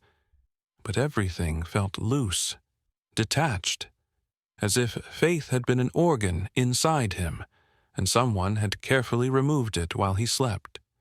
He tried to pray silently, tried to form thoughts, tried to reach outward or inward or upward, anything resembling connection. But his prayers were like stones dropped into a well with no echo. He felt dizzy. He felt cold. He felt alone in a room full of people. And that kind of aloneness, spiritual aloneness, is more devastating than any physical isolation. He stayed kneeling long after the others rose, frozen in place. The abbot placed a hand on his shoulder, whispering gently, "Brother Aldrin, you may rise." Aldrin didn't answer, couldn't answer. He only breathed, shallow and trembling. The abbot saw the truth in his eyes. Not doubt, not fear, but collapse. A collapse so complete it had become quiet. The abbot whispered a prayer over him, soft, compassionate, ancient. Aldrin didn't feel it. Not a trace, not a flicker. The absence felt louder than any prayer. He left the chapel, walking slowly, drifting more than moving, like a ghost rehearsing its new role. The courtyard greeted him with sunlight, birds, wind, normalcy. All of it felt unreal. He approached the garden, touching the herbs he used to tend with affection. They did not feel like herbs. They felt like objects, cold, meaningless, leaves pretending to be leaves. He whispered, "What am I doing?" The rosemary mercifully did not reply, but the absence of reply hurt, because for the first time Aldrin realized something devastating. He had always expected God to be somewhere in everything, in the soil, in the wind, in the chant, in the silence, even in the bread he ate each morning. And now, nothing. Aldrin knelt in the garden, not to pray, not to weep, but because his legs refused to hold him. He dug his fingers into the soil. Cold earth filled his palms. He couldn't feel God in it, not even a trace. He whispered into the ground, "I don't know who I am without you." The soil, unphilosophical, did not respond. Later, in the scriptorium, he tried to work, tried to write, tried to resume the life he had known before the unraveling. He dipped his quill into ink, placed it on the parchment, but his hands were trembling too hard to form words. Ink spilled, a spreading blot, a dark stain across sacred text. He stared at it. The stain grew larger. The ink dripped off the desk, onto the floor, onto his robe, staining everything it touched like truth. Aldrin whispered, "Stop." The ink did not stop. He dropped the quill. It rolled across the table and fell to the floor. The sound echoed too loudly for such a small object. Brother Ilias looked over with concern. "Aldrin, you seem unwell."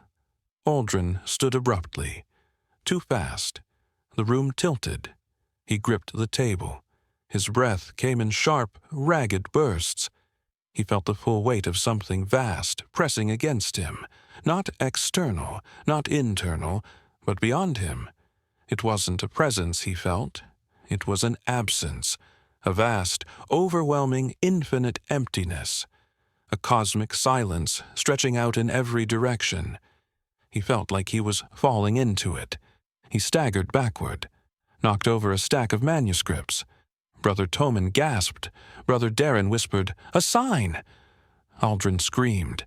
It tore out of him, raw, human, terrified. A primal sound swallowed instantly by ancient stone walls. The monks froze. Aldrin clutched his head, shaking violently. "It's empty," he cried. "Everything is empty. I can't feel anything. I can't—" Brother Ilias reached for him. Aldrin stumbled away. "No!" he shouted. "Don't tell me it's a test. Don't tell me it's God's will. Don't tell me to pray. I have prayed. I have begged. I have torn myself open for him." He fell to his knees, breath collapsing in on itself. "I can't hear him," he whispered. "I can't hear anything." The monks surrounded him slowly, carefully, quietly, as if approaching a wounded animal. The abbot entered, his face pale, his eyes full of recognition, not shock, not judgment, recognition. He knelt beside Aldrin, placed a hand on his shoulder. Aldrin didn't flinch. He was too far inside the darkness to notice. "Aldrin," the abbot whispered, "this is the dark night of the soul." Aldrin shook his head violently. "No, this is abandonment." The abbot's voice softened. "No, this is passage." Aldrin lifted his face, tears trembling in his eyes. "Why does it hurt?" "Because your old faith is dying," the abbot said gently. Aldrin choked on a sob. "I didn't want it to die." The abbot nodded. "No one ever does." Aldrin closed his eyes. He felt the emptiness inside him like a hollow wound. "Nothing is sacred anymore," he whispered. The abbot squeezed his shoulder. "Then this is where you begin to learn what is truly sacred." Aldrin shook his head. I can't do this. I can't carry nothing." The abbot leaned closer. "You are not meant to carry it, only to survive it." Aldrin collapsed forward, trembling. He felt the abbot's arms around him. He heard the soft rustle of robes. He sensed the other monks watching with fear, compassion, fascination, but none of it reached him. The emptiness swallowed everything. He whispered one final thing before fainting. "Lord, if this is you, I don't understand." Then everything went black. When he woke, he was in the infirmary. A candle burned beside him, soft, warm, still. Aldrin stared at it. For a moment he hoped, foolishly, desperately, that he might feel something again, a flicker, a whisper, a familiar warmth. But no, the candle was only a candle. Its flame, once symbolic, now entirely itself. Aldrin turned away. Tears slipped down his cheeks. His crisis had reached its peak, and yet, somewhere deep inside him, a small voice, fragile, exhausted, honest, whispered, "What if this collapse is not the end, but the clearing of a path?" He ignored it, because anguish speaks louder than wisdom. For now. He closed his eyes, and let the darkness take him again, not with fear, not with surrender, but with the numbness of a soul that had been stripped bare, a soul ready, though it did not know it, for revelation, or madness, or both. Because those two, as every mystic eventually learns, often arrive wearing the same cloak. Silence is a strange creature. People think silence is simply the absence of sound, but silence, true silence is a presence, quiet, heavy, and uncomfortably perceptive. It sits beside you like a contemplative companion who knows too much and refuses to speak out of politeness or cruelty. One can never tell which. After his collapse, Brother Aldrin lived inside that silence, not around it, not beside it, inside it, as though the world had been muffled with invisible cloth, as though someone had turned down the volume of existence and left him listening to the faint hum of his own emptiness. For 3 days, the infirmary held him. A small room, a narrow bed, a candle that burned with irritating steadiness, and that silence, vast, slow, and full of waiting. He didn't pray. He didn't speak. He didn't move unless necessary. He breathed because the body is stubborn. But everything that had once animated him, hope, devotion, curiosity, longing, felt like dust blown into corners he could not reach. His brothers visited him one by one, crossing the threshold softly, as though entering a tomb where resurrection was statistically improbable. Brother Toman brought tea. Brother Darren brought advice no one asked him to bring. Brother Elias brought a candelabrum for polishing because he didn't know what else to offer. The abbot brought silence, which ironically was the only gift Aldrin could tolerate. "Take your time," the abbot whispered one afternoon, sitting beside him. "Let the quiet work on you." Aldrin wanted to laugh, not loudly, just a soft, dry laugh flavored with spiritual exhaustion. Let the quiet work on you. Quiet was no longer a tool. Quiet was the entire world. Quiet had unionized and taken control of his existence. He stared at the candle, at the slow drip of wax, at the small halo of gold circling its flame. He wondered if this, perhaps, was what the saints felt in their darkest nights, the slow, inevitable sinking into an interior stillness so absolute it became its own kind of abyss. His crisis had been noise. This was the echo, an echo made of ash. On the 4th morning, Aldrin stood, not gracefully, not steadily, but with the hesitant, uncertain posture of a man rediscovering gravity. He walked to the window. Fog stretched across the valley like a white shroud. Aldrin stared at it. It stared back. He whispered, "I don't know what you want from me." Fog, notoriously unhelpful, offered no reply, but something in the grayness held him. Not comfort, not meaning, just neutrality. A space where he could exist without interpreting anything. And for the first time in days, he felt a very faint loosening. Not relief, just the absence of pressure. The silence remained, but now it watched him less intensely, like a cat shifting from predatory focus to mild curiosity. Aldrin exhaled. And for a moment, just a moment, he didn't feel crushed. He walked back to the bed, sat slowly, ran a hand over the rough blankets. Everything around him seemed sharper now. Not in clarity, in texture. The stone wall beside him felt older than memory. The sheets felt coarse, woven from threads that remembered other crises. Even the candle seemed more real, less symbol, more object. He stared at it and whispered, "You are only wax and fire." The candle flickered, which Aldrin chose not to interpret. Later, the abbot entered. He sat without announcing himself, lowering his old frame into the chair beside Aldrin's bed. His robes rustled softly, the sound of dust shifting. "How is your heart?" the abbot asked. Aldrin considered lying, but what was the point? "Quiet," he whispered. The abbot nodded gently. "Good." Aldrin blinked. "Good?" "Very good," the abbot said. "Noise is comforting. Noise hides things. Noise lets us pretend. But silence forces us to look at what we keep in the corners." Aldrin frowned. He did not want to look at his corners. They were full of mysterious manuscripts, theological mold, and emotional crumbs swept there by denial. "I feel empty," Aldrin murmured. "Yes," the abbot said. "It means you are ready." "For what?" The abbot smiled, wrinkles deepening like ancient script. "That is the part no one knows." Which was, Aldrin had to admit, not reassuring, but it was honest, and honesty in this strange new quiet felt rare enough to be sacred. When Aldrin finally left the infirmary, the monastery greeted him like a place both familiar and altered. The courtyard felt wider, the stones felt colder, the wind felt sharper, slicing between the arches like a blade forged from old prayers.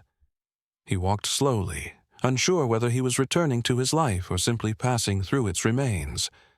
Monks greeted him softly. Hands on shoulders, warm murmurs, eyes lined with concern. Aldrin nodded, but said little. Words felt too heavy to carry. He drifted toward the garden, the place where he used to feel closest to God, or at least to manageable metaphors. The herbs swayed gently in the breeze. He touched a basil leaf. He felt nothing, not even symbolism. And, shockingly, it did not hurt. It simply was. A leaf, a plant, a moment. Nothing more, nothing less. He whispered, "I don't know how to live like this." The basil leaf, refusing to take responsibility for his existential unraveling, remained a basil leaf. Aldrin sighed. He sat on a low stone ledge, watching sunlight attempt, unsuccessfully, to push through the fog. He wasn't hopeless. But hope was no longer an instinct, more like a theory he wasn't sure he understood. Evening brought vespers. Aldrin returned to the chapel, though he felt like a stranger entering a home whose furniture had been rearranged while he was unconscious. The candles glowed softly. The scent of incense lingered, a gentle reminder of rituals that once carried meaning he could feel. He knelt. Not because he believed, not because he didn't believe, but because kneeling was simply what one did in the chapel. The monks began to chant. Their voices rose like distant waves rolling across dark water. Aldrin listened. The chant did not lift him, did not soothe him, did not speak to him. But it also did not hurt. It existed. He existed. And between them a quiet space formed, a space that was not empty, just unfilled. He breathed. And for the first time since breaking, he felt something faint stir in his chest. Not faith, not clarity, not God. Something smaller, something softer, something like the first grain of ash settling after a fire dies. A beginning so small he could almost miss it. The abbot glanced at him, eyes knowing, and whispered as the chant faded, "Do not fear the quiet." Aldrin whispered back, "I don't fear the quiet. I fear what I find in it." The abbot nodded. "Then keep listening." That night, Aldrin returned to his cell. It looked the same. Stone walls, simple bed, wooden table, small window showing darkness. But he was different. He sat on the bed, folding his hands loosely, not in prayer, but in presence. He stared at the candle on the table. He whispered, "I do not know you, but I am still here." The silence that answered felt less harsh now, less like judgment, more like recognition. Aldrin lay down slowly, pulling the thin blanket over him. He watched shadows flicker across the ceiling, soft, slow shapes formed by candlelight stretching its limbs. He did not interpret them. He did not run from them. He simply watched, and the silence watched with him. Not as a void, but as a companion. Unsettling, ancient, patient. He exhaled softly, closed his eyes, and whispered, "I suppose this is what remains. Not certainty, not devotion, not revelation. Just this, a quiet awareness, a dim candle, a soft breath, a fragile willingness to continue. It was not salvation, but it was not despair. It was the gray space between, the space made of ash and dust. The space where new truths begin to germinate, though Aldrin did not know this yet. The storm had passed. What remained was its strange, contemplative aftermath. Aldrin slept. And though the night offered no visions, no omens, no celestial dreams, it also offered no torment. Only quiet, soft, watchful, alive. And the silence, loyal creature that it had become, curled beside him like a shadow, waiting for morning. Revelations, contrary to popular belief, do not arrive neatly packaged. They do not come with glowing angels, scrolls of clarity, or convenient subtitles. They do not open with dramatic music or politely knock upon the door of consciousness and wait to be invited inside. No, revelation is a shy, slippery visitor. It slips beneath dreams like a fox moving through tall grass. It disguises itself as coincidence, hunger, metaphor, indigestion, or vague spiritual mischief. And only later, if ever, does one realize something momentous has occurred. Brother Aldrin's revelation began at dawn, although "began" is too confident a word. It seeped. It bled. It emerged the way fog emerges, quietly, without permission, without introduction. He woke before the bell rang, which was unusual. The monastery was wrapped in pre-dawn gray, the kind that makes everything look like a sketch of itself. The air was still, heavy, expectant. Aldrin sat up slowly, blinking into the muted light.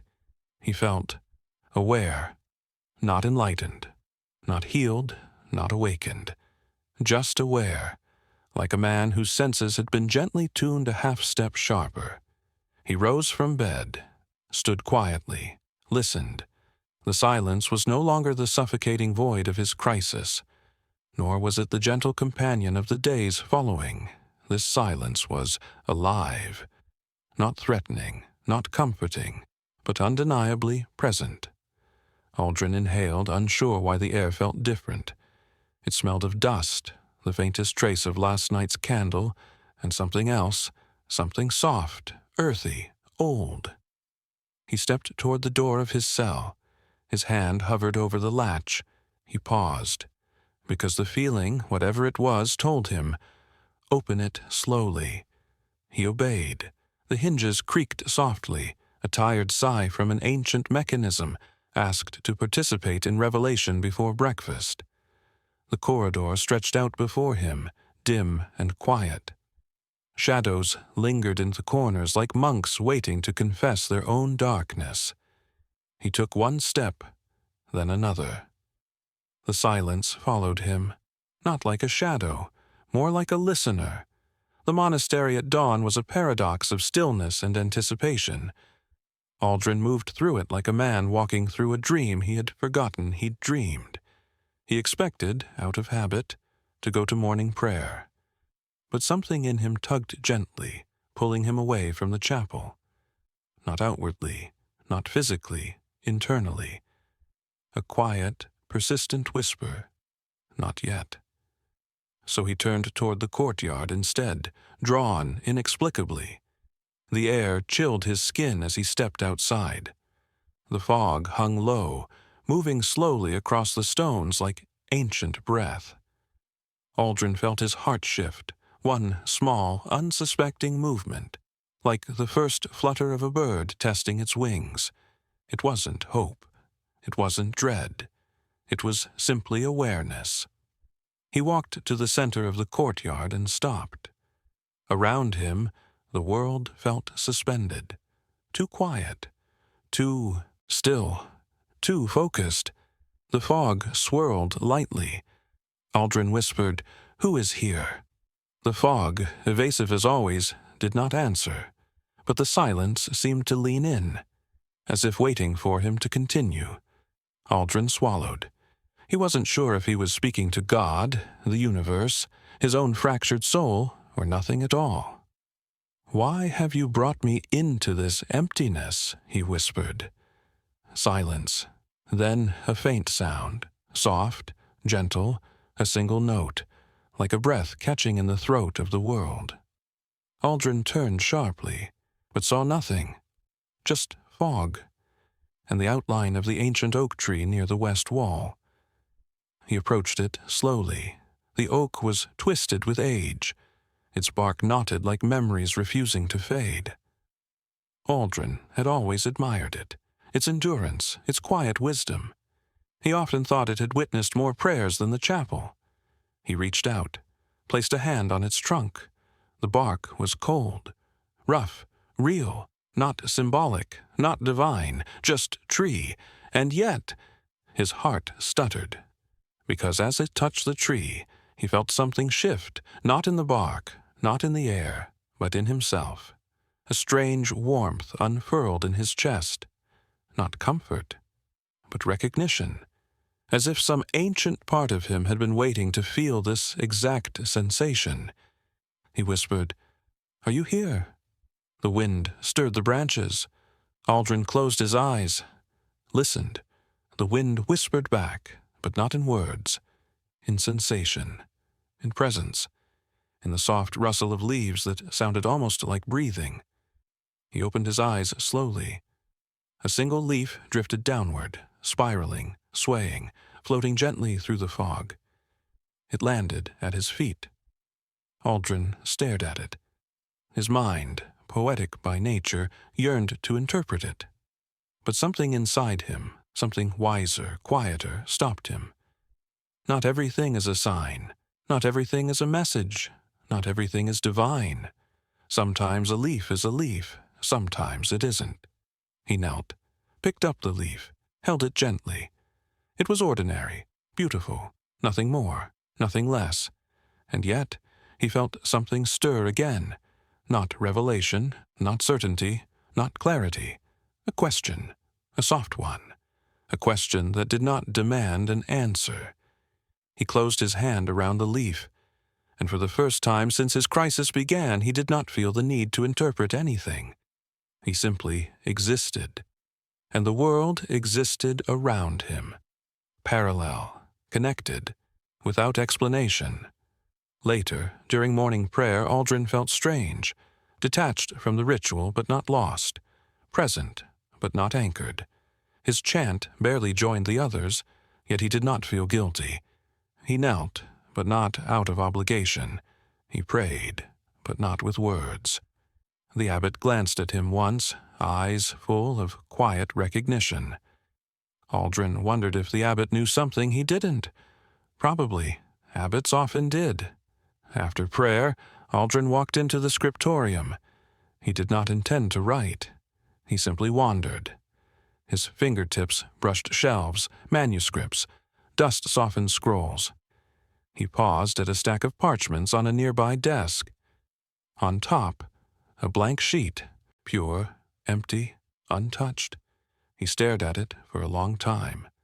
Blankness had never frightened him before. But now blankness felt sacred, because blankness meant possibility, not certainty, not revelation, not doctrine. Possibility. He sat, lifted a quill, dipped it in ink, then hesitated. Not out of fear, not out of uncertainty, but out of newfound reverence for the space between thoughts. He placed the quill on the page and drew a line, just one, straight, simple, a beginning. He stared at it. It meant nothing and everything. Aldrin smiled faintly, which startled him. He wasn't sure the muscles in his face remembered how. Throughout the day, small moments continued to unfold, each one subtle, each one ambiguous, each one landing gently on his consciousness like soft dust. He helped Brother Darren carry firewood. The wood felt warm in his hands, warm in a way that felt like memory, not meaning. He passed Brother Toman, who was humming softly. The melody was off-key, but not annoyingly so. Aldrin listened, and for a fleeting moment the hum felt like a fragile thread connecting two human hearts through shared confusion. He stood in the kitchen doorway while Brother Ilyas polished a spoon to an unreasonable shine. The spoon caught a glimmer of sunlight and cast a perfect circle of light onto the wall. Aldrin watched it, felt nothing symbolic, but the circle was beautiful, and beauty, he realized, did not need a message. It simply needed to be seen. At dusk, something happened. Or did not. That was the strange part. Aldrin wandered into the chapel, drawn by an impulse he couldn't identify. The sky outside glowed with the last fragments of sunset, deep gold melting into purple. The chapel was empty. Candles lined the altar, unlit. The room felt hollow, waiting. He walked to the center, stopped, listened. The silence here was different, less like absence, more like breath held in anticipation.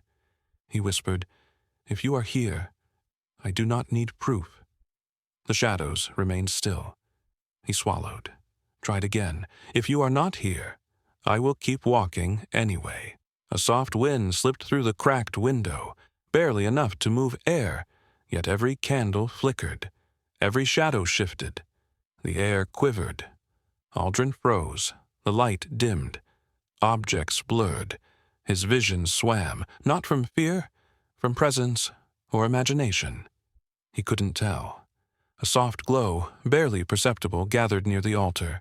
Not bright, not holy, not impossible, just present. Aldrin's breath caught. He took a step forward, then another. His legs trembled. The glow pulsed faintly. He whispered, "What are you?" The glow wavered, and for a moment, just a moment, a shape appeared within it. Not human, not angelic, not anything recognizable. A shape like warmth, like breath, like intention. Aldrin's heart hammered. He whispered, "Are you?" He never finished the question, because the glow flickered, shivered, collapsed into nothing. Just like that. Gone. The candles steadied. The room cooled.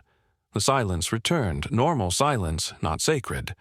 Aldrin stood trembling, unsure if he'd experienced something divine, or delusional, or dreamlike, or psychological, or entirely mundane. And the worst part, the most honest part, is that he did not want to know. He whispered into the dimness, "I don't need certainty." His voice sounded raw. "I just need the courage to keep walking." He closed his eyes, and in the quiet, something shifted inside him. Not faith, not doubt, not clarity, something else.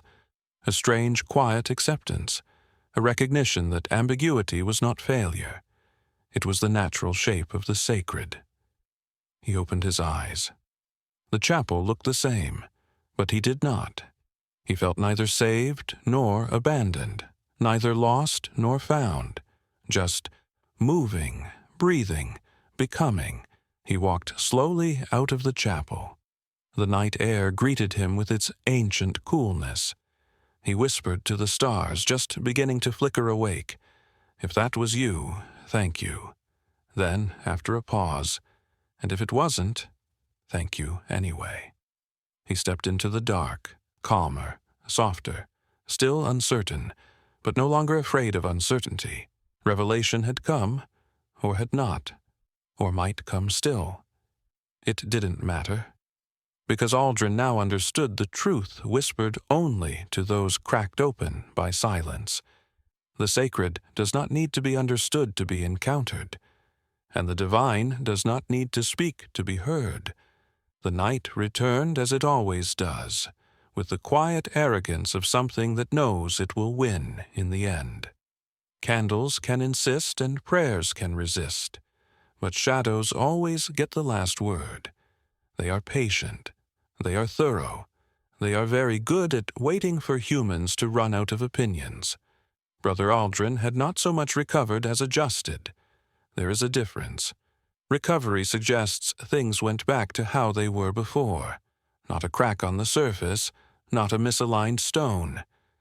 Adjustment is quieter and far less optimistic. It means accepting that the ground has changed and learning how to walk on it anyway. He now moved through the monastery like someone walking through a place he used to live. Familiar, yes, intimate even, but with a faint sense of estrangement, as though he were both inhabitant and guest. The chapel no longer felt like a guaranteed doorway to God. The garden no longer felt like God's handwriting in green ink. The scriptorium no longer felt like a vault of certainty. And yet he stayed. You might ask why, of course. Why stay in a monastery when your faith has melted like wax and pooled at your feet? Why remain in the place that reminds you daily of everything you're no longer sure you believe? The answer is disappointingly simple and painfully human. Because he did not know where else to go, and because, though he would not have admitted it even to himself, a part of him still hoped. Not for miracles, not for signs, not even for answers, just for some kind of meaningful rhythm that did not depend on certainty to remain standing. So he stayed. The church, in its careful wisdom or terrified caution, did not ask too many questions. The abbot, having seen more crises than candle stubs in his long life, watched Aldrin with the quiet compassion of someone who had long ago given up on tidy spiritual resolutions. Walk, he had told him. Simply walk. Pray if you can. Be silent if you cannot. But keep walking. It was vague, yes. But vague advice is sometimes the only honest kind. And so Aldrin walked, through corridors smelling of stone and beeswax, through the courtyard where the fog lingered like curious doubt, through the garden where herbs had stopped trying to teach him metaphors and were content to just exist, and, eventually, inevitably, back to the scriptorium, because a story like this cannot end without paper. The day he returned to that narrow, dusty room with intention rather than habit, the sky outside was the color of wet ash, the sort of sky that could mean rain or nothing at all. Monks came and went, quiet, diligent, hunched over their manuscripts like question marks that had accepted their punctuation. Aldrin took his place at his desk. He did not reach for a quill. He simply sat.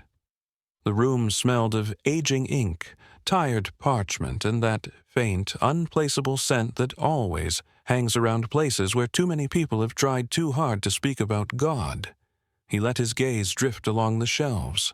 Row after row of scrolls, bound texts, loose pages, and centuries of commentary from men who were absolutely certain and absolutely terrified at the same time. And then his eyes landed on it.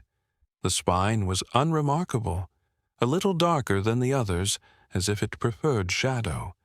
The manuscript looked neither grand nor dangerous, merely patient. He knew it before he consciously remembered it.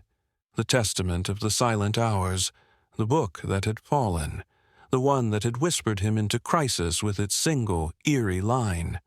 He rose, walked to the shelf with slow steps, as though his body remembered a warning his mind had decided to ignore. His fingertips brushed the spine. The leather was cool. He pulled the book down. It felt heavier than it looked. He carried it back to his desk, each step accompanied by the soft sound of his own breathing and the distant scratch of someone else's quill. No angels, no trumpets, just dust and the quiet possibility of regrettable decisions. He placed the book in front of him. For a long moment, he only stared at it. He whispered, "If this ruins me further, I suppose that's that." Then, almost gently, he opened it. The parchment rustled like old lungs inhaling after centuries of shallow breathing. The ink had faded in places, but the letters still marched across the pages with the solemn confidence of ideas that believed they mattered. He began to read. At first, he expected something dramatic. Visions, prophecies, condemnations, secret rituals involving wild animals, and obscure liturgical acrobatics. Instead, he found something far worse. He found uncertainty. The testament of the silent hours was not a lost gospel or forbidden doctrine. It was a collection of reflections, questions, doubts, and strange, fragile insights, written by a nameless monk long forgotten by the Church. Anonymous, uncanonized, uncelebrated, utterly human. The handwriting changed as the years passed, growing unsteady. The tone shifted too, from confident to bewildered, to something much more dangerous. Honest. "When I was young," read one passage, "I believed I heard God in every answered prayer. Now that I am old, I suspect I heard him more clearly in the prayers that went unanswered." Aldrin swallowed. Further down the page, "I once thought faith was certainty about God.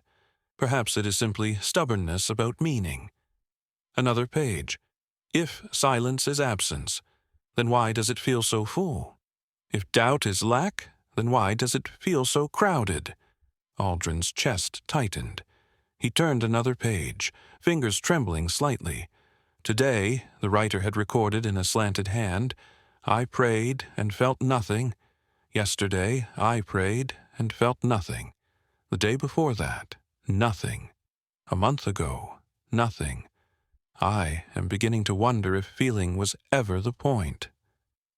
There were no visions here, no divine visitations, no angels parachuting into cloisters with emergency revelations. Just a man scribbling in the half-light, trying to make sense of his own spiritual weather. And then Aldrin found this line, resting quietly in a margin, as though too shy to stand in the center of the page. "I do not know if God is speaking to me, or if I am slowly learning to speak to myself without lying." He sat back, breath held. A strange mix of sadness and recognition flooded his chest. This anonymous monk, this forgotten, uncanonized, possibly heretical soul, had lived centuries before Aldrin was born. Different time, different dust, different candles, same crisis, same silence, same questions, same fear that faith had turned from melody to static and would never find rhythm again. And yet, the pages continued. Not as lamentation, not as triumphant resolution, but as continuation. He turned to the last section, heart beating slowly, a little afraid of endings. Endings, after all, tend to pretend they are conclusions, when in reality they are just pauses that pretend to be important. The last entry, written in a hand so shaky it nearly dissolved into ink stains, read, "If God is light, then I have walked for many years in twilight. If God is voice, then I have heard him mostly in ellipses. But perhaps God is not something I must locate like a lost coin. Perhaps he is simply the impossible weight of meaning that refuses to leave this empty room, even when I cannot see him, or hear him, or name him without lying a little. I do not understand. I am tired. I remain." No grand conclusion, no halo, no. And then God appeared and cleared everything up before lunch. Just this: "I remain." Aldrin closed the book. Slowly, tenderly. He rested both hands on its cover and exhaled a breath that felt like it had waited years to escape. The room around him blurred a little. Not because of mystical presence, not because of divine visitation, but because his eyes had quietly filled with tears. You know that feeling, when something you read does not give you answers, but it gives you company. When it doesn't rescue you, but it sits beside you in the dark and says, "Yes, me too." It is not salvation, but it is something dangerously close to mercy. He wiped at his face, annoyed. "Ridiculous," he muttered, weeping over the diary of a dead monk. But the irony had softened. Its edges were still sharp, yes, but now they gleamed with gentler light. Aldrin did not feel mocked. He felt accompanied in his confusion. He looked up. The scriptorium seemed unchanged. Dust on shelves. Soft light through narrow windows. Brother Ilias still polishing something that had been polished an hour too long. Life, it seemed, had not shifted to match the weight of his moment. Of course not. Why would it? Your personal revelations are rarely breaking news to the universe. He stood, held the manuscript to his chest. For a moment, just a moment, he felt that strange warmth again. Not a grand, spiritual rush, more like a small, quiet easing in his ribs. Maybe it was God. Maybe it was relief. Maybe it was low blood sugar. It did not matter. He whispered, "Thank you." Not upward, not outward. Into the room. Into the pages. Into the old ink and the trembling, anonymous hand that had written its way toward death without ever finding the answers it wanted, and yet had kept writing anyway. That evening, Aldrin sat alone in the chapel, long after Vespers ended. The candles were burning low, their flames short and flickering with the fatigue of work well done. The smell of incense lay faintly on the air, like the ghost of prayers. He did not kneel. He sat, back straight against the pew, hands loose in his lap. He spoke aloud, though no one was there to hear him, except perhaps you, listening across time and distance, somewhere in your own dim room, where the glow of a screen has become your candle. "I can't pretend any more," he said softly. "Not to myself, not to you, not to anyone." He stared at the crucifix at the front of the chapel. "I don't know who you are. I don't know what you are. I don't know if I ever knew. I built my life on words I barely understood, rituals I half believed, metaphors I used as crutches, and feelings I assumed were holy when maybe they were just feelings." He sighed. "I have doubted. I have broken. I have cursed your silence. I have looked for signs in bread, rocks, flies, stew, and weather patterns. I have tried to bargain with emptiness and argue with symbols." His voice trembled. "And now I am tired. Deep tired. Not the kind sleep can fix." He closed his eyes. Let the silence stretch. "You know," he continued, "I always thought the goal was to feel certain about you. But now it seems the only honest thing I can say is this. I don't know. I really don't know. And maybe that has to be enough." He opened his eyes again. The chapel stared back at him with its usual unhelpful solemnity. No voice spoke. No miracle occurred. No candle flared into unnatural brightness. And yet, he did not feel mocked. He did not feel abandoned. He did not feel held either. He simply felt allowed. Allowed to exist. Allowed to doubt. Allowed to remain. He thought about the anonymous monk who wrote the Testament of the Silent Hours. About the line, "I remain." "What if that's all we ever really do?" Aldrin murmured. "Remain, try, fail, misinterpret, love badly, pray badly, doubt sincerely, and remain." A soft sound from the doorway interrupted him. The abbot stood there, watching him, his face half lit by candlelight, half claimed by shadow. "You found the old manuscript," the abbot said quietly. Aldrin nodded. "It wasn't lost," the abbot added, "merely inconvenient." "Do you believe it's true?" Aldrin asked. "Do you mean historically, doctrinally, or existentially?" The abbot replied, with a weary smile. "Existentially." The abbot walked in, sat beside him, and let out a slow breath. "I think it is honest," he said, And sometimes honesty is truer than certainty. They sat together in silence a while. Aldrin turned his head slightly. Did he ever resolve it? The doubt? No, the abbot said. He died confused. Aldrin winced. That's not reassuring. The abbot chuckled softly. He died confused. But he died praying. There is a difference. Aldrin frowned. Is that enough? The abbot looked at the crucifix. Enough for whom? The question hovered between them, then sank gently into the stone. Brother Aldrin, the abbot said after a while, you are searching for closure, for an ending that makes everything tidy. Faith does not close. It stretches, it frays, it knots, it tangles. If you're looking for a neat narrative, I'm afraid you chose the wrong universe.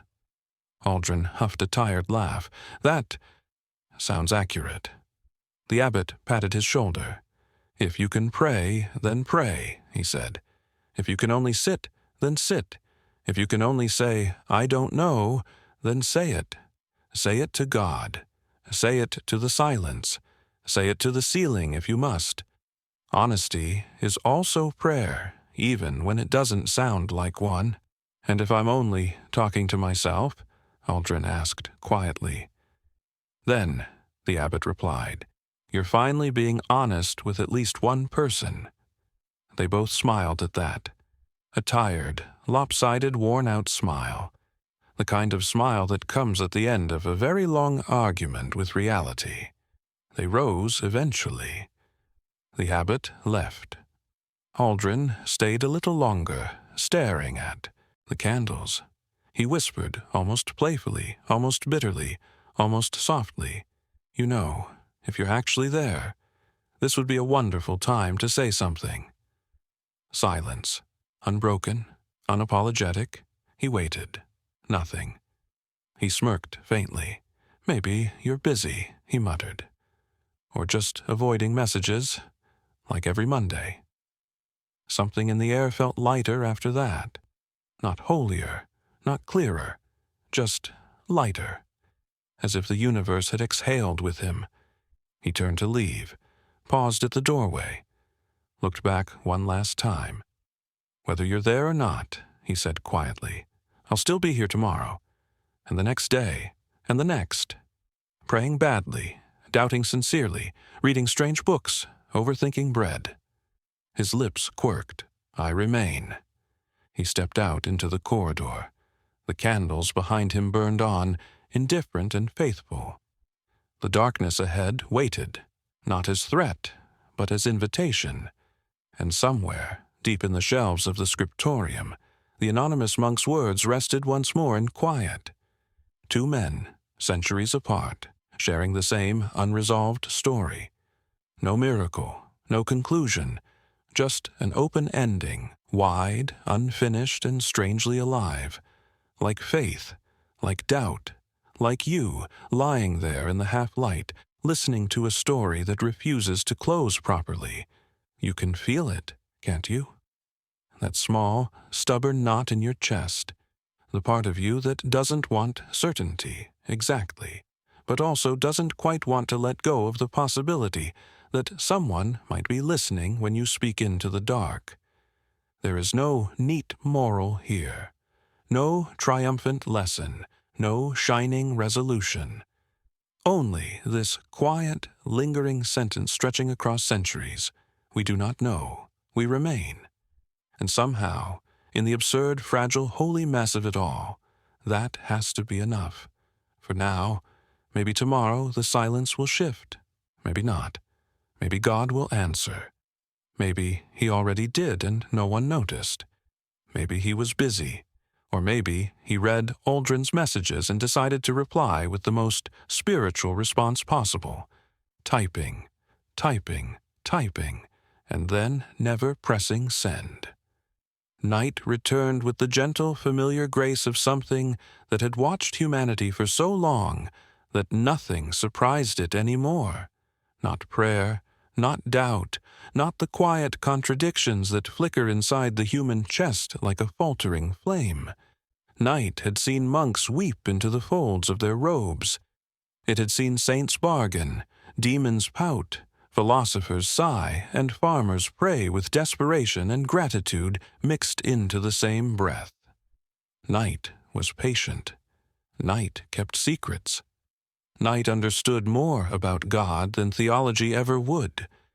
And so it settled once more upon the monastery, the same stone arches, the same trembling candles, the same garden herbs refusing to grow in straight lines, the same ancient oak standing guard like a witness who never testifies. But something was different. Not the world. Aldrin. He walked slowly through the courtyard, the fabric of his robe catching faint bits of breeze. He had changed, not into something stronger or clearer or wiser. He simply carried himself differently, as though the weight of his uncertainty had found a balanced position on his shoulders. Doubt, when carried properly, can sit like a cloak rather than a burden. The fog hung low, brushing along the stones like a memory that refused to leave. Aldrin inhaled its coolness and felt a shiver, not of fear, not of revelation, but of something softer, quieter. Continuation. Life continued. Faith continued. Doubt continued. And he, despite everything, continued. That was miracle enough for tonight. The monastery had settled into its nocturnal stillness. Monks whispered final prayers in their cells. A lone candle sputtered near the refectory door, fighting the darkness with the dignity of an elderly warrior. Somewhere in the distance, a wolf howled with theatrical timing, as if auditioning for a role in Aldrin's crisis saga. Aldrin stepped into the chapel. It was nearly dark. Only one candle burned on the altar, its wax pooled like a collapsed hour. The air smelled faintly of incense and stone, a scent that had accompanied Aldrin through every spiritual season of his life. Faith, confusion, collapse, silence, and whatever strange interim he now inhabited. He sat on the last pew, not to pray, not to think, not to seek, simply to be. The candle flickered gently. He watched it the way one watches a small child fall asleep, with fascination, tenderness, and the quiet recognition that anything with a flame is trying its best. Aldrin whispered, "I don't know if you hear me." The candle moved slightly, though that could have been the wind or Aldrin's imagination, or the universe indulging itself in subtle theatrics. He continued, "I don't know if you speak to me. I don't know if you ever did. I don't know if I understood anything correctly." The silence exhaled. "But I'm here," Aldrin whispered. "I'm still here, and if that counts for anything, well, you'll have to let me know someday, preferably without more bread faces or glowing fog." His smile was small, crooked, but real. He leaned back slightly, letting the wooden pew absorb his weight. Shadows stretched across the walls, like thoughts too shy to approach. The chapel seemed to breathe with him, not in unison, not dramatically, but just enough to suggest companionship. Aldrin's crisis had not resolved. His faith had not miraculously returned in a triumphant crescendo. No angels had descended to congratulate him for surviving spiritual implosion. No divine voice had spoken through stone, fire, or imagination. Instead, Aldrin found something far stranger, a calm that did not depend on clarity. It was not the peace of certainty, nor the peace of ignorance. It was the peace of allowing life to be unresolved. And unresolved things, he realized, could still be sacred. After a while, he rose from the pew. His knees creaked, an unholy reminder that spiritual transformation does not exempt one from the indignities of anatomy. He walked slowly toward the altar. The candle's flame leaned toward him as if curious, as if asking, "So? And now what?" Aldrin did not know, and for once that was not a problem. He reached out and cupped his hand briefly around the flame, not close enough to burn, just close enough to feel its warmth. "You don't have to guide me," he whispered. "Just don't go out when I need a little light." The candle pulsed. He took that as a maybe. Leaving the chapel, Aldrin stepped again into the cool night air.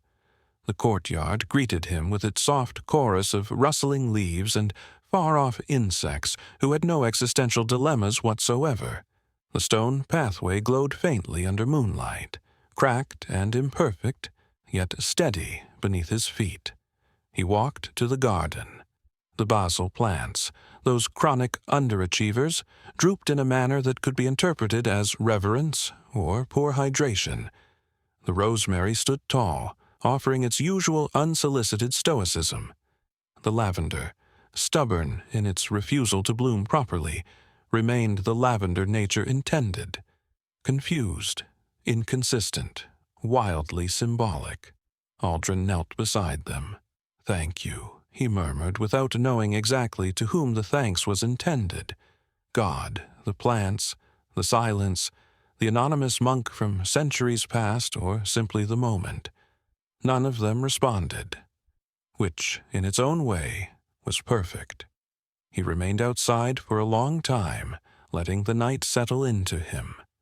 The moon hung above like a half-polished coin. Crickets rehearsed their evening compositions. The wind moved gently through the oak tree, carrying secrets that belonged to no one in particular. Aldrin closed his eyes.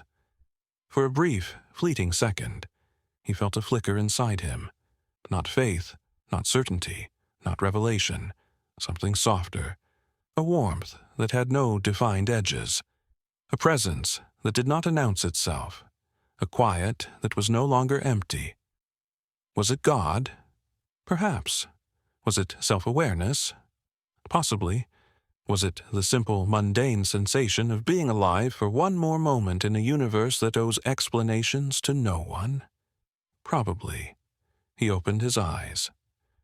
The feeling faded, but it left an imprint, a quiet echo, a soft hum in the chest that suggested he was not as alone as his crisis had led him to believe. Maybe the silence had always been less empty than he feared. Maybe the absence had been trying to teach him how to listen without expectation. Maybe the sacred had been hiding not in signs or symbols or visions, but in the mundane persistence of being here, breathing, enduring, noticing. He whispered into the night, "If that was you, thank you. And if it wasn't you, thank you anyway for whatever it was." A small breeze brushed his face. He didn't interpret it. Thank God. Eventually, Aldrin returned to his cell. He lit a candle, set it on the table, watched its flame begin to dance. The room filled with soft gold light. Dust floated lazily in the air, visible only when the flame caught it just right. Tiny, drifting motes, like particles of forgotten stories. He sat on the edge of his bed, folded his hands, not in prayer, just in rest. He whispered, "Whatever happens next, I'll meet it." He didn't mean it bravely. He meant it realistically, which is often the bravest way to mean something. He lay down. The candle burned beside him. Its flame flickered gently, a small golden witness to a man's return from the brink of himself. Aldrin closed his eyes. For the first time in a long while, sleep came easily. No visions, no signs, no divine cryptograms, no symbols demanding interpretation, just sleep. Human, imperfect, restful sleep. And in the silence, the candle whispered its own small truth. Light is still light, even when it doesn't explain anything. Hours later, the flame lowered itself with graceful humility. Wax pooled into soft shapes. Shadows softened. Dust settled. And the night wrapped everything in its ancient embrace. Aldrin breathed. The monastery breathed. silence breathed, and somewhere, either just beyond perception or entirely inside Aldrin's chest, a final, whisper-thin thought drifted into being. Maybe faith is not knowing. Maybe faith is staying. Maybe faith is simply this quiet willingness to keep walking through the dark with nothing but a trembling candle, and the stubborn hope that the path will somehow remain beneath your feet. That is the whole story, or perhaps only the beginning. Night does not reveal its chapters all at once. It whispers them, slowly, patiently, to anyone awake enough or weary enough to listen. And now, as the candle stutters into its last breath, as the silence pulls its cloak around the world, as this strange, ironic, holy little tale closes, it leaves behind a single flickering image.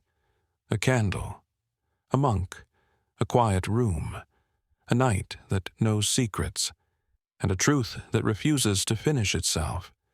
If this story kept you awake a little longer tonight, then come closer and hear the final whisper. If this story kept you awake a little longer tonight, subscribe to Religious Night Stories, where faith never sleeps, even if you do.